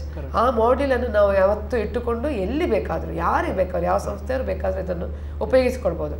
ಮತ್ತು ಎಲ್ಲ ಈ ಪರಿಸ್ಥಿತಿಯಲ್ಲಿ ನಾವು ಗಮನಿಸಬೇಕಾದ್ದು, ಇದೊಂದು ಪ್ರಕೃತಿ ವಿಕೋಪ ಆದಾಗ ಅದರ ಕಾಸನ್ನು ಜಾಸ್ತಿ ಸ್ಟಡಿ ಮಾಡಬೇಕು, ಜಾಸ್ತಿ ಡಿಸ್ಕಸ್ ಮಾಡಬೇಕು. ಆಮೇಲೆ ರೆಸ್ಕ್ಯೂ ಮೆಥಡನ್ನು ಡಿಸ್ಕಸ್ ಮಾಡಬೇಕು. ಹೊರತು ಪರ್ಸನಲ್ ಲಾಭಗಳು ಏನು ಹೇಳ್ತೇವೆ, ಪರ್ಸನಲ್ ಬೆನಿಫಿಟ್, ಇಂಡಿವಿಜುವಲ್ ಫೇಸ್, ಇಂಥ ಡೈಮೆನ್ಷನ್ಗೆ ಯಾವತ್ತೂ ಹೋಗಬಾರ್ದು. It's very demotivating. ಕೊನೆಯದಾಗಿ ನೀವು ಹೇಳ್ತೀರಿ? ಸಂಘದ ಸ್ವಯಂ ಸೇವಕರು ಸದಾಕಾಲ ಯಾವುದೇ ತೊಂದರೆಗಳು ಉಂಟಾದಾಗ ನಾವು ಸ್ಪಂದನೆ ಕೊಡಲಿಕ್ಕೆ ತಯಾರಿದ್ದೇವೆ. ಸಂಘದ ಅನೇಕ ಸೇವಾ ಸಂಸ್ಥೆಗಳು ಸಾಕಷ್ಟು ರೀತಿಯಲ್ಲಿ ಕೆಲಸ ಮಾಡ್ತಾ ಇದೆ, ಒಳ್ಳೆಯ ರೀತಿಯಲ್ಲಿ ಕೆಲಸ ಮಾಡ್ತಾ ಇದೆ. ಮಂಗಳೂರಲ್ಲಿ ಈಗ ಹೇಳುವುದಾದರೆ ಸೇವಾ ಭಾರತಿಯ ಮೂಲಕ ಸಂಘನಿಕೇತನದಲ್ಲಿ ರಿಲೀಫ್ ಮೆಟೀರಿಯಲ್ಸ್ಗಳನ್ನು ತಲುಪಿಸುವಂಥ ಕೆಲಸ ಈಗಾಗಲೇ ಕೇರಳಕ್ಕೆ ನಿರಂತರವಾಗಿ ನಾವು ಮಾಡ್ತಾ ಇದ್ದೇವೆ. ಇದಕ್ಕೆ ನಮ್ಮ ಮಂಗಳೂರಿನ ಜನತೆಯ ಸ್ಪಂದನ ಇನ್ನೂ ಹೆಚ್ಚಿನ ರೀತಿಯಲ್ಲಿ ಸ್ಪಂದನ ಮಾಡಬೇಕು. ನಮ್ಮ ಕಾರ್ಯಕರ್ತರು ನೊಂದವರ ಸೇವೆಗೆ ಸದಾಕಾಲ ನಾವು ಸಿದ್ಧರಿದ್ದೇವೆ. ಯಾವುದೇ ಸಂದರ್ಭದಲ್ಲಿ ಯಾವುದೇ ಜಾತಿ ಮತ ಧರ್ಮಗಳ ಇದು ಭೇದ ಭಾವ ಇಲ್ಲದೆ ನಾವು ಸದಾಕಾಲ ಎಲ್ಲ ಮಾನವೀಯತೆಯ ದೃಷ್ಟಿಯಿಂದ ಸೇವೆ ಮಾಡೋದಕ್ಕೆ ಸಂಘದ ಸ್ವಯಂ ಸೇವಕರು ಸದಾಕಾಲ ಸಿದ್ಧರಿದ್ದೇವೆ ಅಂತ ಹೇಳ್ತಾ ಇಲ್ಲಿ ನಾವು ಮನುಷ್ಯರನ್ನು ಮಾತ್ರ ಅಲ್ಲ, ಅನಿಮಲ್ ರೆಸ್ಕ್ಯೂ ಕೂಡ ಮಾಡಿದ್ದಾರೆ. ಇನ್ನು RSSನವರು ಬರೀ ಗೋರಕ್ಷಣೆ ಮಾಡಿದರು ಅಂತಾನು ಹೇಳಬಾರ್ದು. ನಮ್ಮಿಂದ ಆದಷ್ಟು ಅನಿಮಲ್ ರೆಸ್ಕ್ಯೂಗನ್ನು ಮಾಡಿದ್ದೇವೆ, ರಿಕ್ವೆಸ್ಟ್ ಬಂದಷ್ಟು ಅದನ್ನು ನಾವು ಕೋಆರ್ಡಿನೇಟ್ ಮಾಡಿದ್ದೇವೆ. ಅನಿಮಲ್ ರೆಸ್ಕ್ಯೂ ಟೀಮಿಗೆ ಕನೆಕ್ಟ್ ಮಾಡಿ ಕೊಟ್ಟಿದ್ದೇವೆ. ಮನುಷ್ಯನನ್ನು, ವ್ಯಕ್ತಿಯನ್ನು ಮಾತ್ರ ನೋಡದೆ ಅಥವಾ ಗೋವುಗಳನ್ನು ಮಾತ್ರ ನೋಡದೆ ಎಲ್ಲ ರೀತಿಯ ಪಾಸಿಬಿಲಿಟಿಯನ್ನು ನಾವು ಮಾಡಿದ್ದೇವೆ. ಇದು ಬಹುಶಃ ಒಂದು ದೊಡ್ಡ ಸಾಧನೆಯ ಪರ್ವ ಅಂತ ಅಂದ್ಕೊಳ್ಬೋದು. ಯಾಕಂತ ಹೇಳಿದ್ರೆ ಒಂದು ಕಡೆಯಲ್ಲಿ ನೆರೆ ಸಂತ್ರಸ್ತರನ್ನು ಉಳಿಸಬೇಕು ಅಂತ ಹೇಳಿದ್ರೆ ನಾವು ಮುಂಚೆಲ್ಲ ಅಂದ್ಕೊಂಡಿದ್ದೆವು, ಅಲ್ಲಿ ಹೋಗಿ ಅದು ಅಫ್ಕೋರ್ಸ್ ಆ ಫಿಸಿಕಲ್ ಅಪಿಯರೆನ್ಸ್ ಬೇಕಾಗತ್ತೆ, ಅಲ್ಲಿ ನಾವು ಅವರನ್ನು ಹ್ಯಾಂಡಲ್ ಮಾಡೋದು ಕೂಡ ಬಹಳ ಪ್ರಮುಖವಾಗಿರುತ್ತೆ. ಮತ್ತೊಂದು ಕಡೆಯಲ್ಲಿ ಸಾಮಾಜಿಕ ತಾಣವನ್ನು ಯಶಸ್ವಿಯಾಗಿ ಬಳಸಿಕೊಂಡು ಕನೆಕ್ಷನ್ ಕೊಡೋದು, ಕನೆಕ್ಟ್ ದ ಪೀಪಲ್, ಹೇಗೆ ಯಾವ ರೀತಿಯಲ್ಲಿ ಒಬ್ಬೊಬ್ಬರನ್ನು ಹೇಗೆ ಎಲ್ಲೆಲ್ಲಿ ಯಾವ ರೀತಿಯಲ್ಲಿ ಹೋಗಬೇಕು ಅಂತ ಹೇಳಿ ಅವರಿಂದ ಮಾಹಿತಿಯನ್ನು ಪಡೆದುಕೊಂಡು ಇವರಿಗೆ ಮುಟ್ಟಿಸುವಂಥ ಪ್ರಯತ್ನ ದೊಡ್ಡದಿದು. ಬಹುಶಃ ಟೆನ್ಷನ್ ಅಲ್ಲಿ ಎಷ್ಟುಂಟೋ ಅಷ್ಟೇ ಇಲ್ಲಿ ಕೂಡ ಇರುತ್ತೆ. ಕೆಲವೊಮ್ಮೆ ಕೈ ಏನು ಮಾಡಲಿಕ್ಕೆ ಆಗೋದಿಲ್ವಲ್ಲ ಎನ್ನುವಂಥ ಒಂದು ಇದು ಹತಾಶೆ ಕೂಡ ಬರುತ್ತೆ. ಯಾಕಂದರೆ ನಾವು ಅಲ್ಲಿದ್ದೇನು ಮಾಡ್ತಿದ್ವು ಅಂತ. ಆದರೆ ಇವರು ಮಾಡುವಂಥ ಕೆಲಸ ಅವರಿಗೆ ದಾರಿ ದೀಪ ಆಗುತ್ತೆ.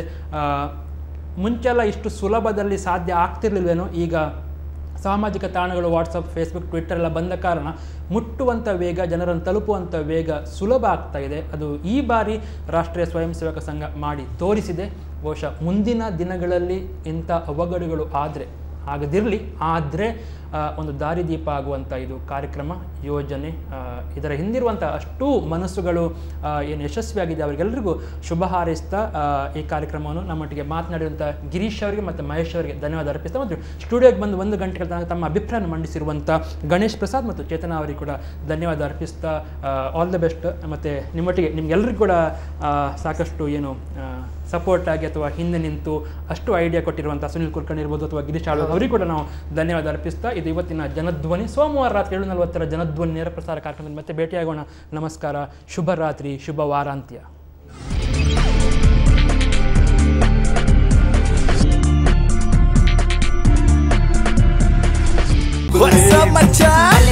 ನಮ್ಮ ಟಿವಿ ಫೇಸ್ಬುಕ್ ಪೇಜ್ ನ ಲೈಕ್ ಮಾಡಿ, ಯೂಟ್ಯೂಬ್ ಚಾನೆಲ್ ನ ಸಬ್ಸ್ಕ್ರೈಬ್ ಮಾಡಿ. ನಮ್ಮ ಎಲ್ಲಾ ಯೂಟ್ಯೂಬ್ ವಿಡಿಯೋ ಅಪ್ಡೇಟ್ಸ್ಗೆ ಬೆಲ್ ಐಕಾನ್ ಕ್ಲಿಕ್ ಮಾಡಿ. ನಮ್ಮ ಟಿವಿ, ಕರಾವಳಿ ಕರ್ನಾಟಕದ ನಾಡಿಮಿಡಿತ.